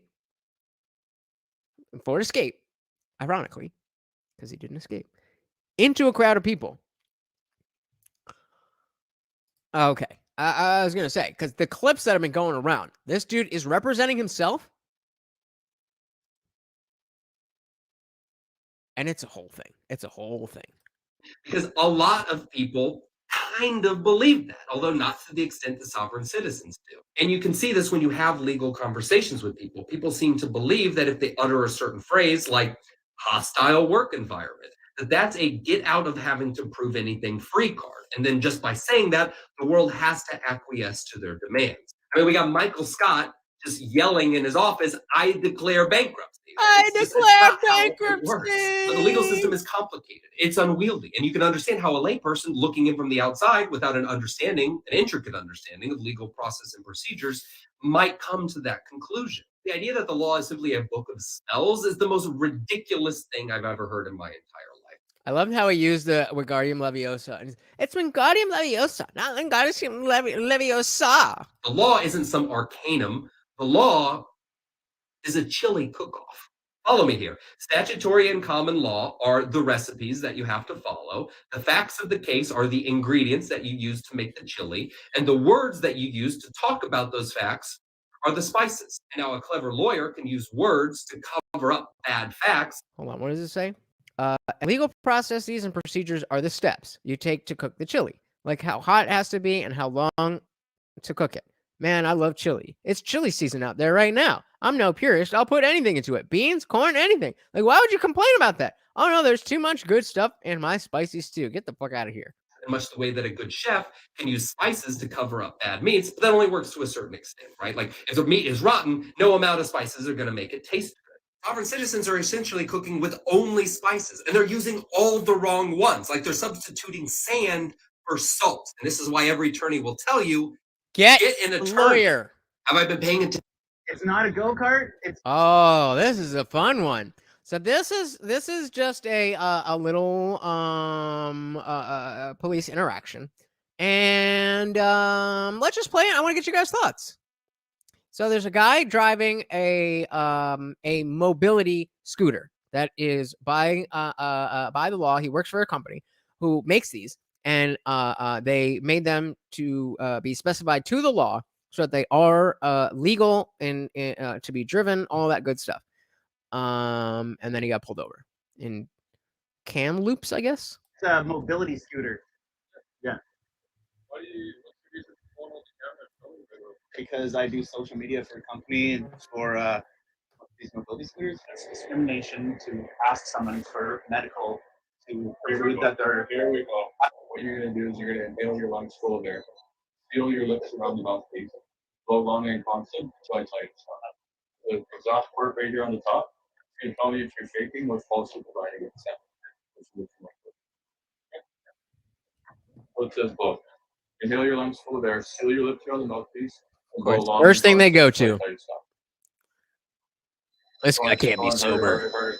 Driving this thing around. Let's comment here. Bing, bing, bing, bing, bing. What's legal? Under 15? 50? Nice. Whew.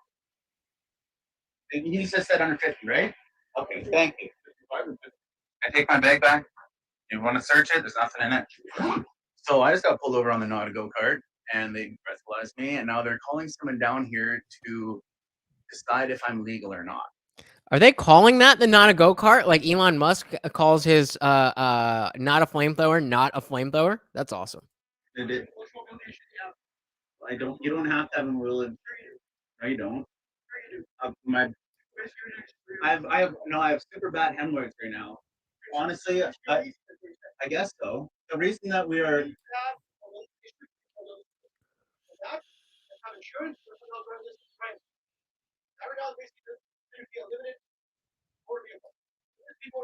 I have. I'm not going to argue with you, and I'm not arguing. I have the mobility scooter legislation that says you do not need to have a disability to ride a mobility scooter. I can tell you how it is. Yes. Got him! Well, the company I work for built it, and they are building mobility scooters, and the regulations say for a mobility scooter, what makes it not a mobility scooter? I've had it. That's pretty vague because I have the regulations that say to be a mobility scooter, you have to go under 30, you have to be electric, you have to be under 1 kilowatt for whatever the rating is, and you have to be under 220 something pounds. Know the law. Know your rights. Okay. Doing your fair credit if you weren't there, running a ticket for a driver's license. It's because you're being lazy. It actually is not. What we're doing is we're supplying a more economic option for people who. I don't I'm care, working bro. for a company who is providing these for people with disabilities. We're doing product testing. That's correct. Doesn't isn't as cool as you. I believe that. No, I didn't say cool. I said as schooled because you seem to be. They, officers did tell me there's I'm not as officers cool. that As know more about the schooled. laws than them, and I'm. Well, do you? Yeah. And I have lots of video of going up to police and talking about this. I've actually let police drive it. I have a staff sergeant's phone number who let us drive it all around. Is that a downtown Canadian Ocean accent? Street, and we were under the impression that we were okay. Okay, fair enough. I'll listen to you. I'm not here to argue. I'm just. I see you driving that. Dick. Oh, I see you driving that. You're getting pulled over. Okay. It's that simple, bro. No way, shape, or form is that on those. Well, but that's the thing you're Isn't it though? saying, but by definition, we have the definition. We actually designed it by the law, the defining law, and that's how we made it. So we made it to the law and definition of a mobility scooter. What is it that you're saying it is not? Because wheelbase and seat height has nothing to do with the mobility scooter. It's a weight and it's a power and it's electric that were the. You don't have to have one. No, you don't.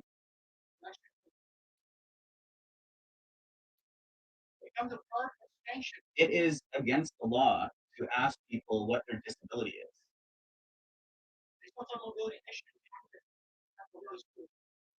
And I'm not going to argue with you.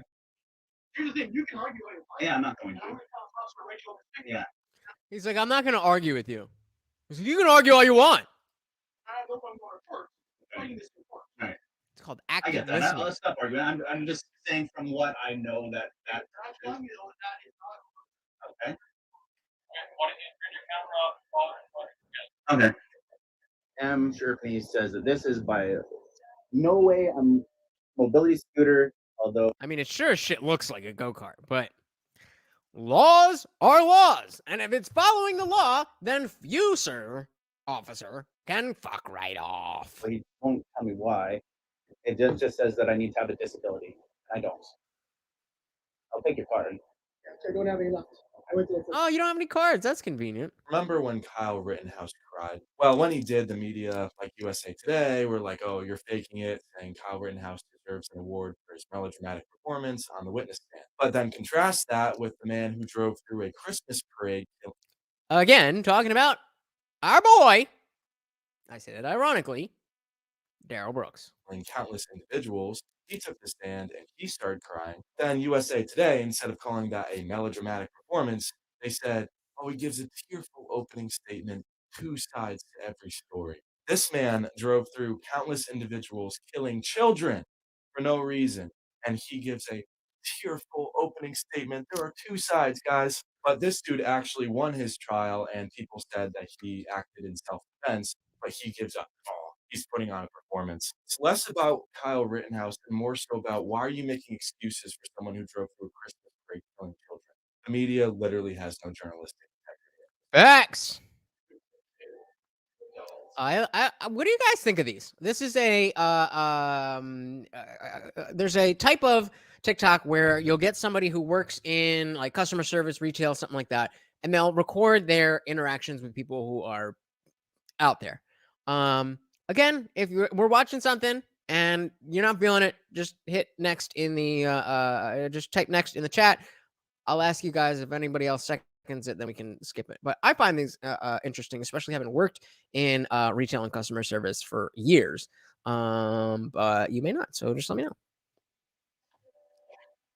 The reservation on our phone is clear. Yeah. What do you expect us to do? I don't fucking care. Checked in. It came in as a king suite reservation, so it has a king bed and a sofa pull-up couch. What do you expect us to do? We have 2 kids and us. Yeah, awesome. Yeah, I understand. It's the way that Booking.com sends us the reservation. Oh, Booking.com. So you went for a deal, eh? So all that we have is that, and we're sold out for tonight. I get that. So what do you expect us to do? Why would you ever, as a grown man, this girl can't be, she can't be more than 23. Why would you ever, as a grown man with a family, be asking a 23-year-old like desk attendant? And I mean, no shade to her. But what kind of manner? What are we supposed to do? Young girl who works behind the desk, what do I do with my family? I don't know. Figure it the fuck out. Call the fucking hotel and make sure your reservation is what you wanted when you go through a discount site. How about that? Well, that's what I'm saying. Yes, so we could either check you into the room or we could cancel the reservation. That's the only two options. No, I'm not. Where else are we gonna? Do I sleep in the car? I mean, where else are we gonna go? It's not like we have a car. Whoa. Are there any other Holiday Inn Express or Fuzzy check? I don't have the power to do that, but there are Holiday Inn Expresses in Bloomington. So there's an exact hotel in the next town. But what are we supposed to do? You're not gonna help us. You're gonna say, take the room as it is, or you're on your own. Yes. Welcome to business. Welcome to owning your own shit. She didn't fuck up. Maybe you didn't either. But it's not her fucking problem. What I can do to help you guys is get you guys checked into the room that has the king bed and the sofa pull-out couch. But apart from that, we don't. And that's the other thing too. It's a family of 4 with a king-size bed and a couch pull-out bed.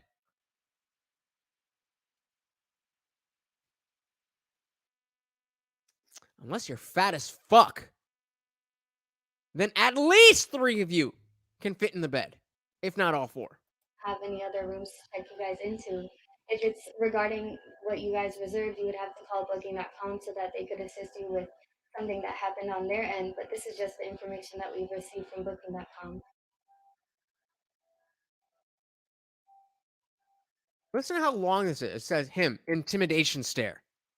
Like, just let's bring it right back. And look how long this dude is going to just try to intimidate this girl to do something that she clearly has no power to do. We don't have any other rooms. All right, let's count it. These rooms are reserved. I can't take them from somebody that's already reserved a room.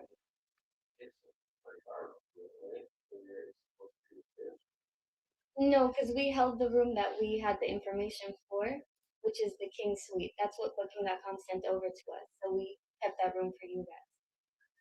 1. Oh.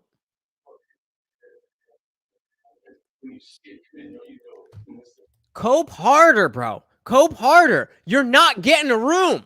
Why is this conversation still going? What is it that you think this girl is hiding from you? It doesn't make sense. How could 4 people fit in a room with 2 beds? It's almost like... Wait. Never mind. Oh, because Booking.com sends us the information, so that's the reservation, and we hold it as it is.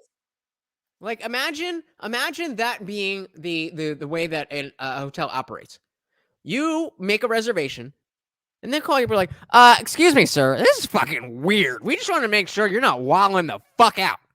Like, oh, no, that's just my family, and, you know, we're on a budget, and it's four of us, but we don't mind, you know, sharing the king bed, and we have with our toddler, and we have a teenager who'll sleep on the pullout. Oh, okay. I was gonna say, like, that sounds like some broke ass shit, but I just wanted to make sure.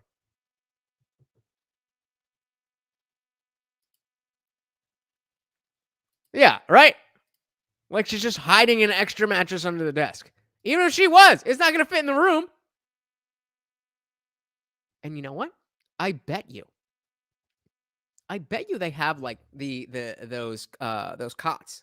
I bet you if they just asked.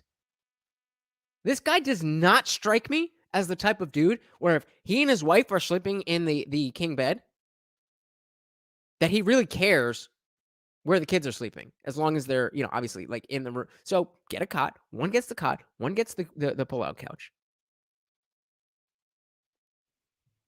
Problem solved. I mean, not really problem, because the problem doesn't exist, but 2, 3, 4, 5, 6. 6 seconds. 6 seconds to just stare at a young girl. And you wonder why they talk about toxic masculinity. You wonder. It's because of assholes like this. I don't get it. I don't get it.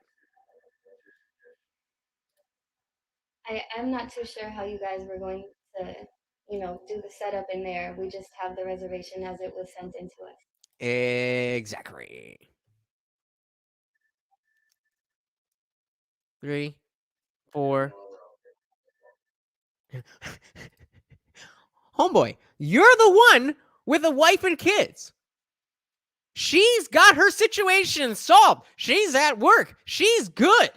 You're the one whose family has no room to sleep in. And you're asking the 23-year-old girl for solutions. I would be so embarrassed if I was the wife. I would be so embarrassed to be married to a man who doesn't know how to fucking deal. It's not like they're at the fucking Ritz-Carlton. It's a Holiday Inn Express. I'm sure there's a Ramada down the street. We're completely sold out for tonight.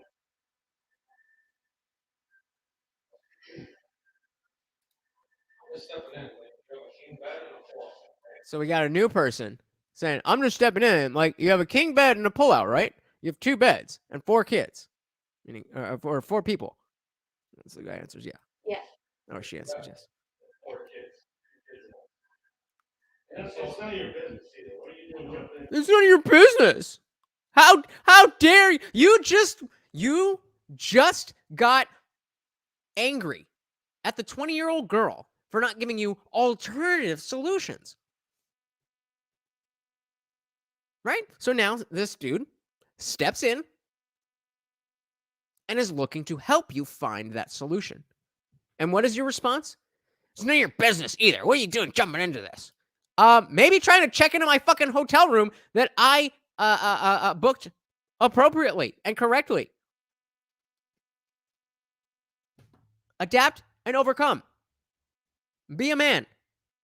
Shell out the money for a Holiday Express Inn room. Whatever happened, it is not her fault. Even if it's not your fault. Even if it's with Booking.com, which makes a lot of sense because it's Booking.com. It's like complaining about a fucking Spirit Airways flight. Like, you get what you pay for, homie. Well, look, I mean, I don't think that that's not Shut really it. respectful. I think we can just go ahead and cancel your reservation. I'm Then what are we gonna do? not too sure, but there are a lot of hotels in the area. And this is typically okay, all right, okay. Well, let me, and then they start pleading. Well, okay, wait. I will. I'll be here till 11. Why don't you just sit tight for a second? Oh my god. So let's see. So of the 3 of you who have voted, you are familiar with this type of interaction. This is something that everybody should be exposed to. Not because it's something that should happen, but because it's something that should never happen. And I would bet $1,000 that the dude who's speaking has never worked one of these types of jobs.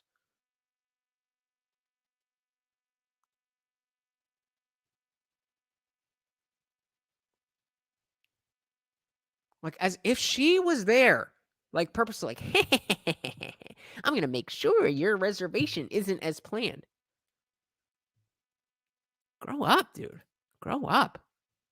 Since apparently I'm not even allowed to make like a really small video in the hospital because I can't even fucking speak. I don't remember what this is. Without somebody telling me that I'm So, the comment says, never said it was your fault. I'm sorry that happened, but don't leave anything out when you tell your story and raise awareness. I don't remember what this is about. not raising awareness for what just happened to me properly? Fuck you. I guess I'll go over it now while you can barely understand me. Long story fucking short, it's my birthday right now. So thank you. Happy birthday to birthday! me. I work third shift at a gas station, Mm. okay? I also work in a not so great part of town. I've had people come in and cause me problems before. I'm normally able to diffuse those situations. But guess what? When somebody decides that they want to hurt you and they've got to stick up their ass, that's exactly what they do. I have literal recording of this happening. This man came in. He came in 3 times that night. The first time, my assistant manager was there and he didn't say a word to me. The second time, he came back in when I was by myself at like 3 o'clock in the morning and he starts asking me all this personal information. I didn't want to tell him anything other than what I'm supposed to because I don't want anything like this to happen. So he Makes steps up sense. onto the back where you can't like leave the register and basically traps me behind there and starts asking me the same. Guys, if you could get me one more like, just one, I would be so appreciative. I would be so appreciative. That number, sadly, feeds my ego. So if you could just, if you haven't so far, just tap that button. That's all I'm asking. Thank you so much. Question over and over and over again because I'm not responding to him. I eventually tell him that he needs to leave or I'm just going to call the police because I'm not going to do that. I'm not one to call the police, especially when we have a lot of black people who come into the store. I know what that's like, but if... Do you know? What do you know? What do you know, honey? This is what wokeness gets you. Let's run that back just a few seconds. I'm not one to call the police, especially when we have a lot of black people. Sounds racist to me. Come into the store. I know what that's like. Sounds like white-splaining to me. But if you're like threatening my life and you're not letting me leave the back of the counter, yeah, I'm going to threaten to call the police. And I don't mean to come down hard on this woman. Obviously, she's been through something very traumatic, and even making this particular video about it, you know, whoever was, you know, giving her shit, and hey, any film, 5 likes. See, none of y'all can give me 5 likes. Only odd numbers though. You can give me 1, give me 3, give me 5. And if you really don't like the stream, just give me a double dislike. That's what I think. But yeah, I don't mean to come down on her. Obviously, she is brainwashed. Obviously, she is inadvertently racist. But sounds like she's got a good heart, and that she doesn't you know, doesn't want to add to the plight of black people when it comes to the police. How did that work out? Maybe, just maybe, instead of judging people based on the color of their skin, we judge people based on what they say and do, then the left side of your face would look exactly like the right side of your face.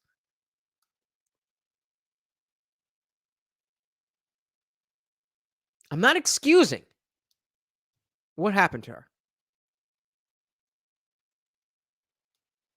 It's hard to even look at it and think about what she went through. I mean, I've been beat up before. What dude hasn't?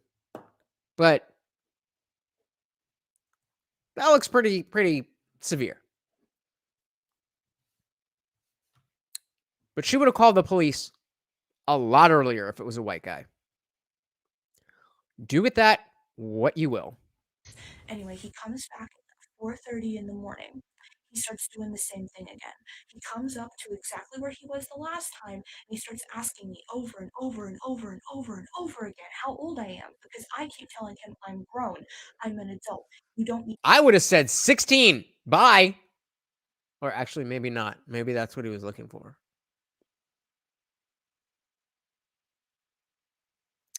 Or just call the cops the first time he's being a creep. To know that. You don't need to know when I get off work. You don't need to know where I live. None of that is important to you. Where you live at, baby? And so finally, he like starts walking towards me, and I grab the phone and I go to call the police. And I said, "Okay, if you're going to walk at me, I'm going to call the police." And he starts, getting like, "Oh, don't do that, don't do that." And I'm like, "You are not where you're supposed to be. I have told you several times you need to get down, you need to leave, and you're making me feel unsafe." Hey, whoever hit the like button, thank you so much. I really do appreciate it. Any phone says you should have made. Oh man.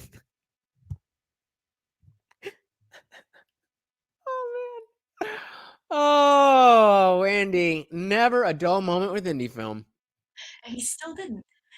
After I called the cops, he grabbed that phone from my hand, hit hung up, but luckily it had already called them, and he proceeded to beat me to the fucking ground and try to rape me in the back of the store. Is that enough fucking detail for you? Do you want the screaming? No need to leave!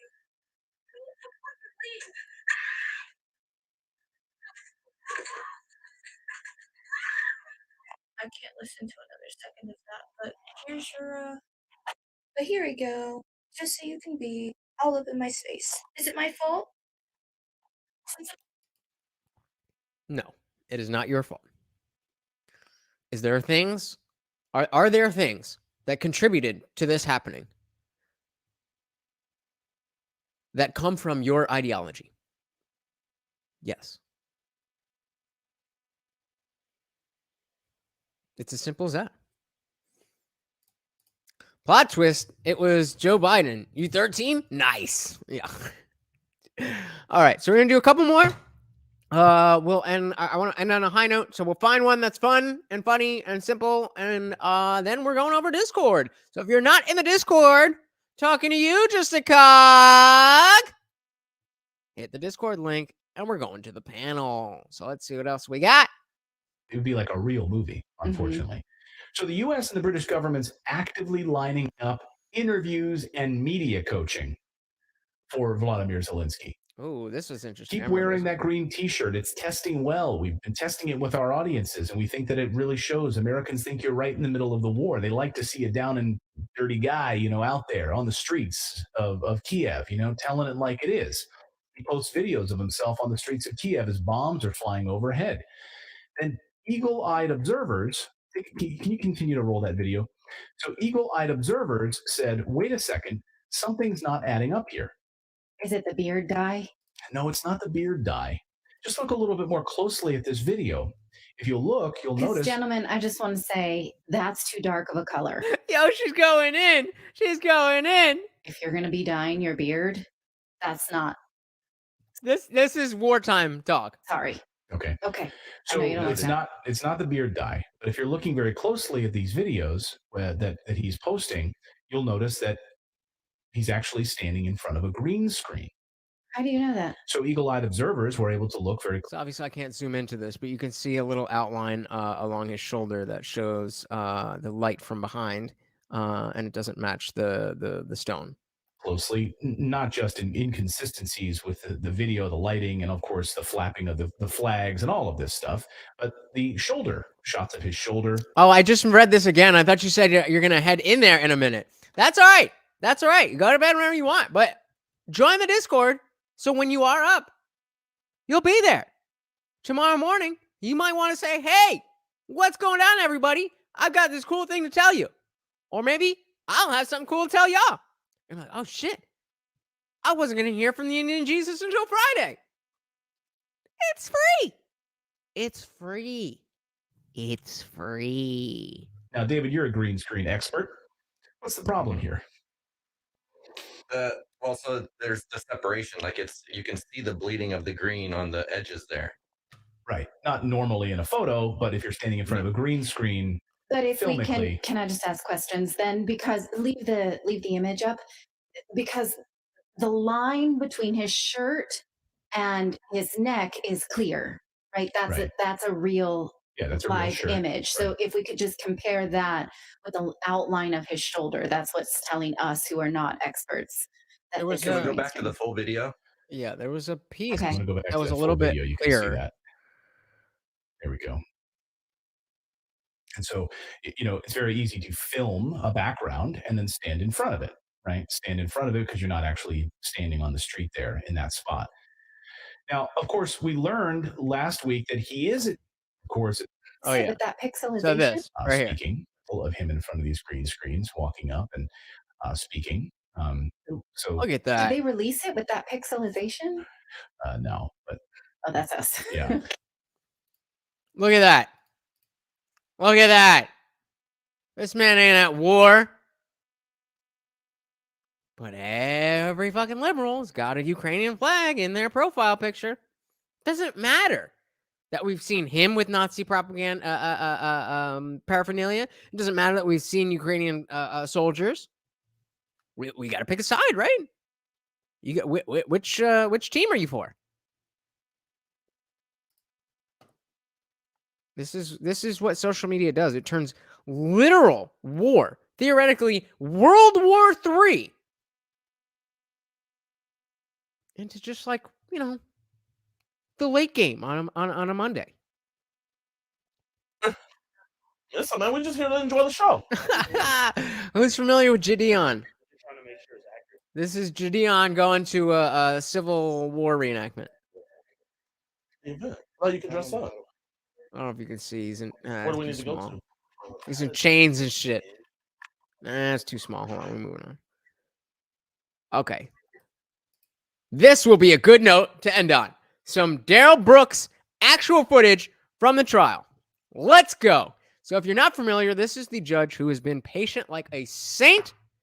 And the guy who drove through the Christmas parade, he had a beard and dreads at the time, but he is now, he now has shaved his head, says that he does not go by the name Daryl Brooks, and is not representing himself because he is not Daryl Brooks, but is representing as an attorney Daryl Brooks.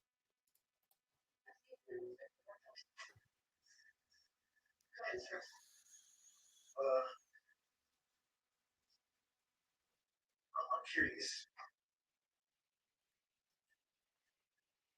So these judge our reports.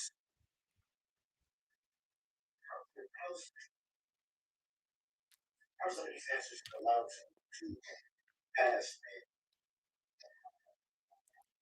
You're coming straight from the first day line. Very curious. What? I'm asking this. He's not sure what he's asking. Reading from the report that people want to say are giving. They get into law enforcement. You're asking whether there's a mechanism to hold evidence and how to establish that before the jury. The answer to that is yes. You're asking how you did that. This is literally how the whole trial has been. He's just every step of the way, just like wanting every little piece to be explained. And just arguing.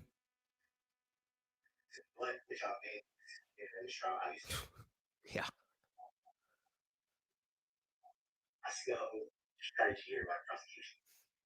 The strategy, because so much of strategy is needed when you were seen driving your car through a parade.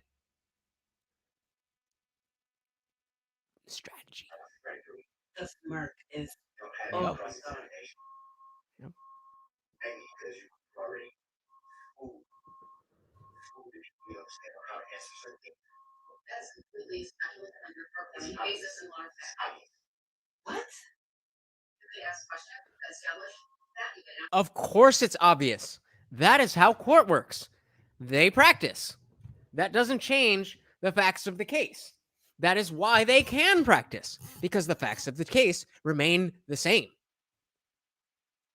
Probably should know that if you're going to go pro se, meaning representing yourself.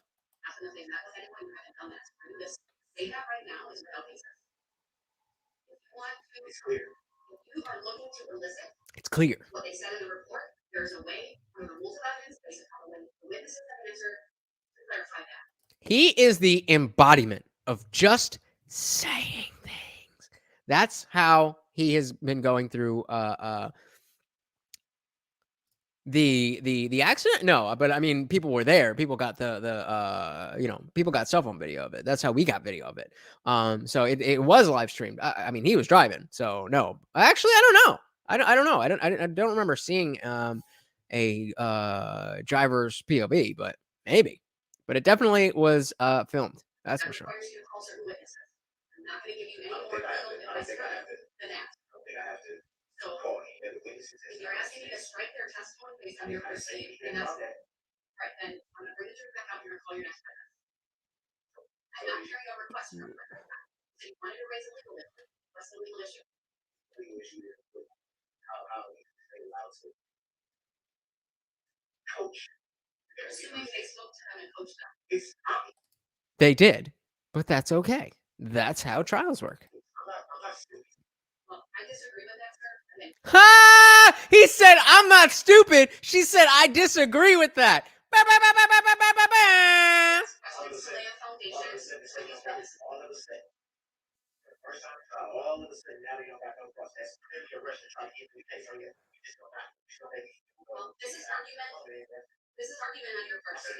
He's saying that there's something screwing going on because they didn't want to cross-examine his witnesses. Okay. Wow. Wow. This is a joke. He is so disrespectful.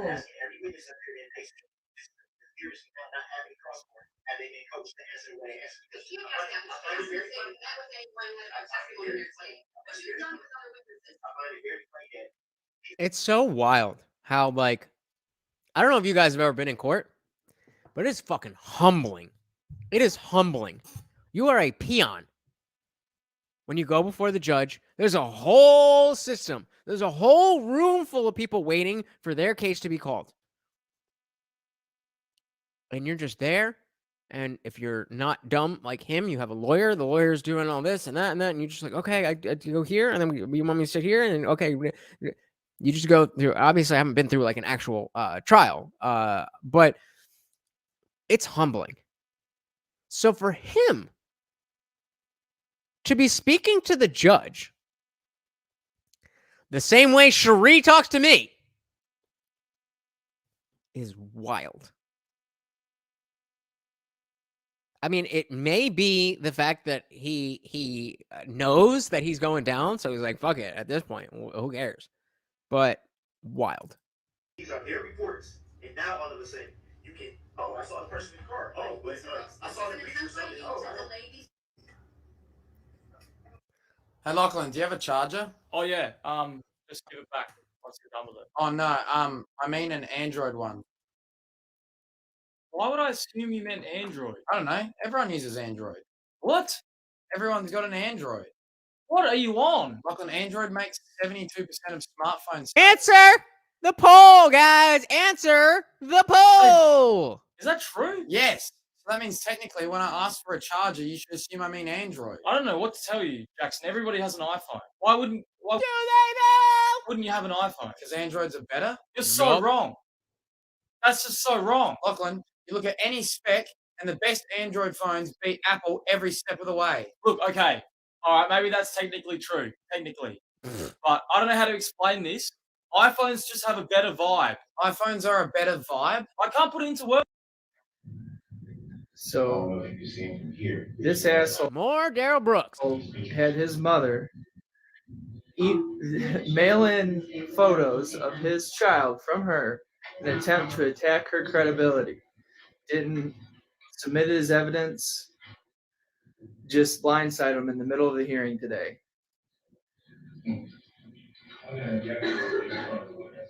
So eventually the judge shuts it down after he tries to attack her credibility. She removes the jury. He then goes into a tangent about how he knows they're from her but cannot provide a letter, cannot give a date, no identifying information that his girlfriend or baby mama is the one that sent those letters. All right, so here's what I'm going to do. Seems like everybody's starting to filter out. I'm going to skip through, find a fun one, end the show, and we'll go over to Discord if India. I think it's just you and me here. So we can watch some more fun stuff, or we can chat, or whatever. You know how we do. But I'm finding this very interesting. But I want to just find a good one to end on, and we'll head over.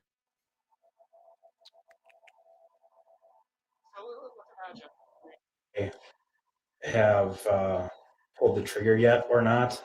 It blows my mind that we are not having the discussion and we are shutting it down, and that's why Actually, no, I want to save that. Puberty blockers are medications that will stop your body from changing. They are usually given as an injection or an implant. They block the production of hormones to stop or delay the physical changes of puberty. The effects of the medication are It's from PragerU.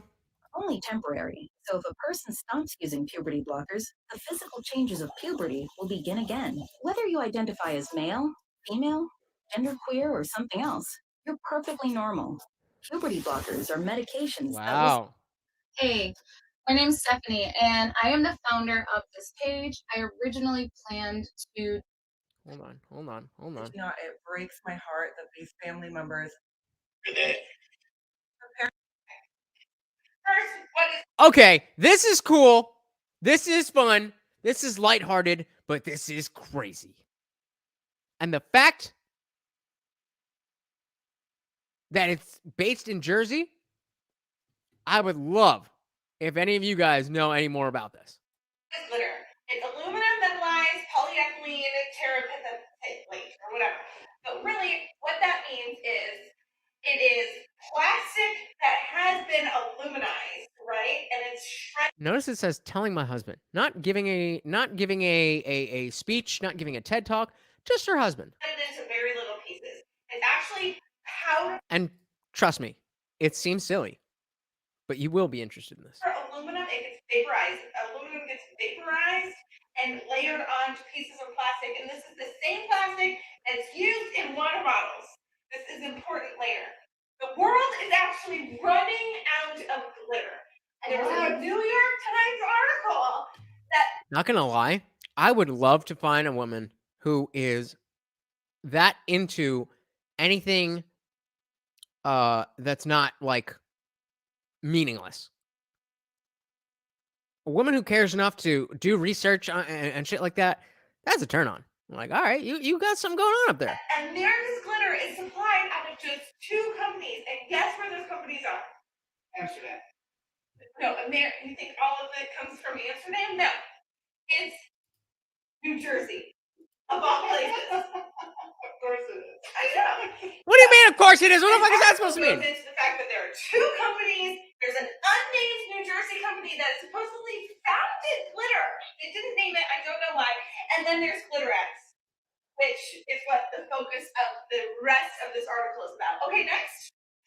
In this interview, the head of GlitterX said that the process was secret and that this person was not allowed to see the process, hear the process, or even be in the same building as... Funny thing about her, her me. When I do dog training, for those of you who don't know, I'm a dog trainer. I have to tell the women very often that you want to start at a lower register because as you get more excited and you get more frustrated if the dog, as you're training the dog's not listening, your voice tends to go up. So if you start up me, then the only way you don't have anywhere else to go. So that part negates the turn on part of her being into this. If she could speak like a normal human being instead, but hey, it can't all be perfect, right? The process. But they did end up going to the warehouse, and he ended up seeing products that were made with glitter, but the writer of the article wasn't allowed to say what those products were. So items that were mentioned in the article, this is important. First, things that make things pretty, credit cards, football helmets, and it said jet skis. Okay, painting of jet skis. You can actually see the glitter in these products. Next, tracking of animals, so feeding it to animals and it will come out and poop. And then last was preventing counterfeits in plywood was the used example. A layer of glitter, because then they would know that if the glitter gets in there and you can't get rid of it and it's a thing.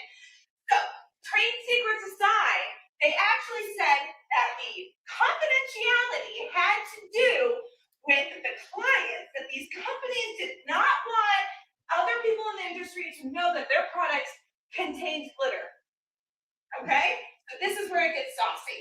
Oh, These Jesus. are direct quotes She wrote, this is where it gets saucy on the fucking PowerPoint. from the New York Times article. When I asked Mrs. Dyer if she could tell me which industries served as GlitterX's biggest market, she said instantly, no, I absolutely know that I cannot share who her biggest client is. Okay? So far, we've got 2 companies in New Jersey manufacturing glitter. And glitter goes in fucking everything. And when they ask what's the biggest thing they use for, absolutely I cannot tell you that. I was taken aback that but do you know what it is? And she said, oh God, yes, she said, and laughed. And you would never guess. Let's just leave it at that. Bitch, you can't leave it at that. Let me know what the fuck it is. Asked if she could tell me why she couldn't tell me, and she said because they don't want anyone to know it's glitter. Click on. If I looked at it, I wouldn't know it was glitter. No, not really. What could possibly be glitter that you don't know is glitter, and also something that they would want you to not know it was glitter, to the extent that journalists cannot even talk about what it is? It's got to be something ingestible. It's got to be something ingestible. What? Exactly. So what's the product? Who is taking all the glitter in the world? Click on. Would I be able Click to on. see the glitter? Oh, you'd be able to see something. Hey, we got the amazing Wolf Skeptic in the building. Bah, bah, bah, bah, bah, bah, bah. What is going on? Not much. We are just going through some of the best and worst TikToks of the day. Right now, this not a problem. Glad to see here. You missed the crux of this particular one. But there's still some left. I thought this was silly when I first saw it, and then I was roped in. It's as you can see, it's telling my husband about the glitter conspiracy. I was like, who gives a fuck about glitter? Well, I'm from New Jersey. Turns out there is yes, you can ask whatever you like. Turns out there's 2 places that all of the glitter in the world come from, both in New Jersey, and a journalist who was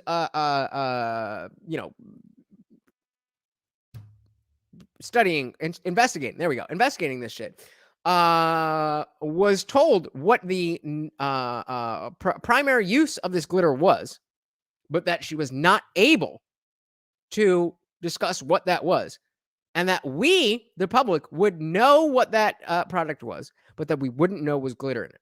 So what the fuck is all of this glitter going towards, and why can't we know about it? So Amazing Wolf Skeptic asks, what kind of politics do you lean towards? So the shortest answer I can give you is libertarian. I am more of a libertarian than anything else. I also call myself a 2015 liberal. So before Trump came into the picture and everybody left of center, their minds exploded, I was a liberal. Mainly because I didn't know anything about guns.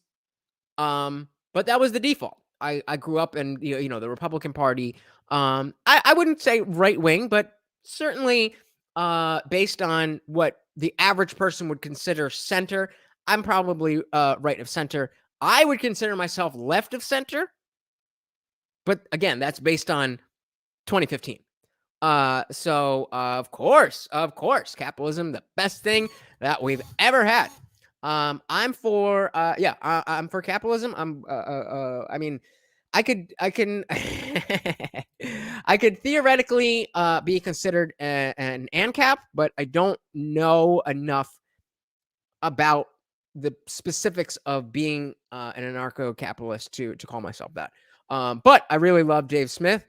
And then Indy is here calling my bluff and bringing out my liberal side, in that I do believe that Shmash Martian, as we call it on this channel, that is an immoral act, but that the government has no right to tell us what to do with our bodies when it comes to medical procedures, whether that's in your womb or jabbing something into your arm. So Dave Smith is I guess you could call him a thought leader in the current Libertarian Party. So the Mises Caucus has swept they swept the primaries of the Libertarian Party, and there was a lot of wokeness and leftism and stuff like that in the Libertarian Party. And it just hasn't, we the Libertarian candidates for the last few years, or the last few elections, have just not done what they're supposed to do. And so Dave Smith is actually a stand-up comic, but he's got a great podcast that, if you're interested in libertarianism, part of the problem with Dave Smith, he like I said, he is just a stand-up comic, but he's very in the weeds about politics, and he may very well run for president. And in terms of supporting the Libertarian Party, I don't believe that in 2024 there's any chance of a Libertarian president. But the goal for 2024, according to Dave Smith, for the Libertarian Party, is to get enough influence that when it comes time to say, okay, we the Libertarians are going to throw our power behind this side or that side, you've got to give us this, and that. You've got to get rid of these regulations. You've got to do that. If you do that, then we're with you. And so even if there's not going to be a Libertarian president, then Libertarian ideals can be injected into the uniparty dynamic of left and right. So I think that's a pretty good explanation right in the midst of our glitter conspiracy. So I'm going to pat myself on the back there. Hope I answered all your questions, but let's see where the glitter conspiracy goes. I'm going to back it up just a little so we can, this part. She could tell me why she couldn't tell me, and she said because they don't want anyone to know it's glitter. Click on it. You are very welcome, sir, ma'am, whatever you go by. You are very welcome. If I looked at it, I wouldn't know it was glitter. No, not really. What? Exactly. So what's the product? Who is taking all the glitter in the world? Click on. Would I be Click on the glitter? Oh, you'd be able to see something, but it's I can't. What could that be? What is it? The biggest theory right now on Reddit and on TikTok is that it is boat paint.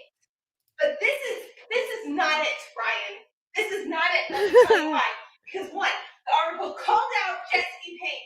Why would they then keep it a secret that it is boat paint? And number two, the next paragraph, it said, I asked if she would tell me this off the record. She would not. I asked if she would tell me after the piece was published. She would not. And then she guided me to the automotive grade pigments. So I asked you, why would it be boat paint when they were going to the automotive pigments? Boats or automotive? Next slide. Holy shit. And so you can see down here it says, telling my husband. It's not like she's giving some huge presentation. This is just in her living room to her husband. People are using it in beaches to make their beaches look nicer. I've been to a lot of beaches. I've never had glitter stuck on me afterwards. That's a good point. I think that's false. Use in military. Not really sure. I don't know why that would be such a secret. I don't think that one's really important. The last, and this one's important, so it goes back to the first slide of what glitter is. Toothpaste. Crest toothpaste. This is a picture of glittery toothpaste, and there was an article that said Crest toothpaste embeds plastic in our gums. And this was from a dentist. Now, here's the thing. It's not this. It's not this. You know why? The ingredients do say that there is plastic. She's so excited. Plastic in our toothpaste, and that is bad. I'm not saying that that's not bad, but aluminum, and this type of aluminum is not listed in the toothpaste. Aluminum oxide is listed in the just a buffering agent to make it less acidic. It's just a buffering agent, guys. Thing. So I must ask you, what is it? What's stealing all the glitter? First, That was fun. That was fun. If there's a short one, we'll do a short one. 15 seconds. All right. So we are going to go with one last short TikTok. And then we are moving over to the Indian Jesus Discord server for panel time. I got no work tomorrow. I'm full of whatever is in this. Whenever they decide to pay me, I will tell you. And I am ready to chat. So if you're not in the Discord, the link is in the description. It is free right now. It is not going to stay free. Once we hit a certain number that I already have in my head, we're closing the Discord. Everybody who's in there, you're Gucci. You're good. Anybody else who wants to join, and will they want to join? They will have to pay monthly. So if you don't want to have to pay for something that I am giving to you for free right now, click the link. You don't even have to be active in the server. Just click the link so that you're in there so you can avoid paying. Because like I said, you're going to want to be in there. We don't know. We don't know what it was. We don't know. So the last thing that she said was the toothpaste. The toothpaste. I'm not saying that that's not bad, but aluminum, and this type of aluminum is not listed in the toothpaste. Aluminum oxide is listed in the toothpaste, and that's just a buffering agent to make it less acidic. It's not the same thing. So I must ask you, what is it? What's stealing all the glitter? We don't know. That's the great conspiracy. We don't know. Where is all the glitter going? Where is it? It doesn't make sense. It doesn't make sense. And I am now on board with the glitter conspiracy people. So before I play our last TikTok of the night, I want to remind you one more time that the party rages on 24/7 on Discord. So take the moment, click the button, and open your world to an amazing world that is my world. That's where we're going to be. Also, I would really appreciate, like I was talking about earlier, I did have an overdraft fee today. Wasn't really paying so close attention to my bank account. Work is slow. The channel's not monetized. You know this. If you guys want to help out, CashApp, Venmo, PayPal, Bitcoin, whatever, please help me out. But if you don't want to do that, that's fine. You being here is more than enough for me. The fact that you are spending time here with me means the world to me. And you know what else? It is absolutely free to like, to comment, to subscribe, to ring the bell, change the notifications to all. And it's free to share. It's free to take the URL of this video and put it on Facebook, Twitter, Snapchat, Instagram, TikTok, all those places. You know, YouTube notifications are shit. So what I need from you guys is to be the notification. Let everybody you know that this is where the party is every Monday, Wednesday, Friday, 8 p.m. Eastern. And Indie Film is bringing the strippers. So let's get into this final TikTok and then head to the panel.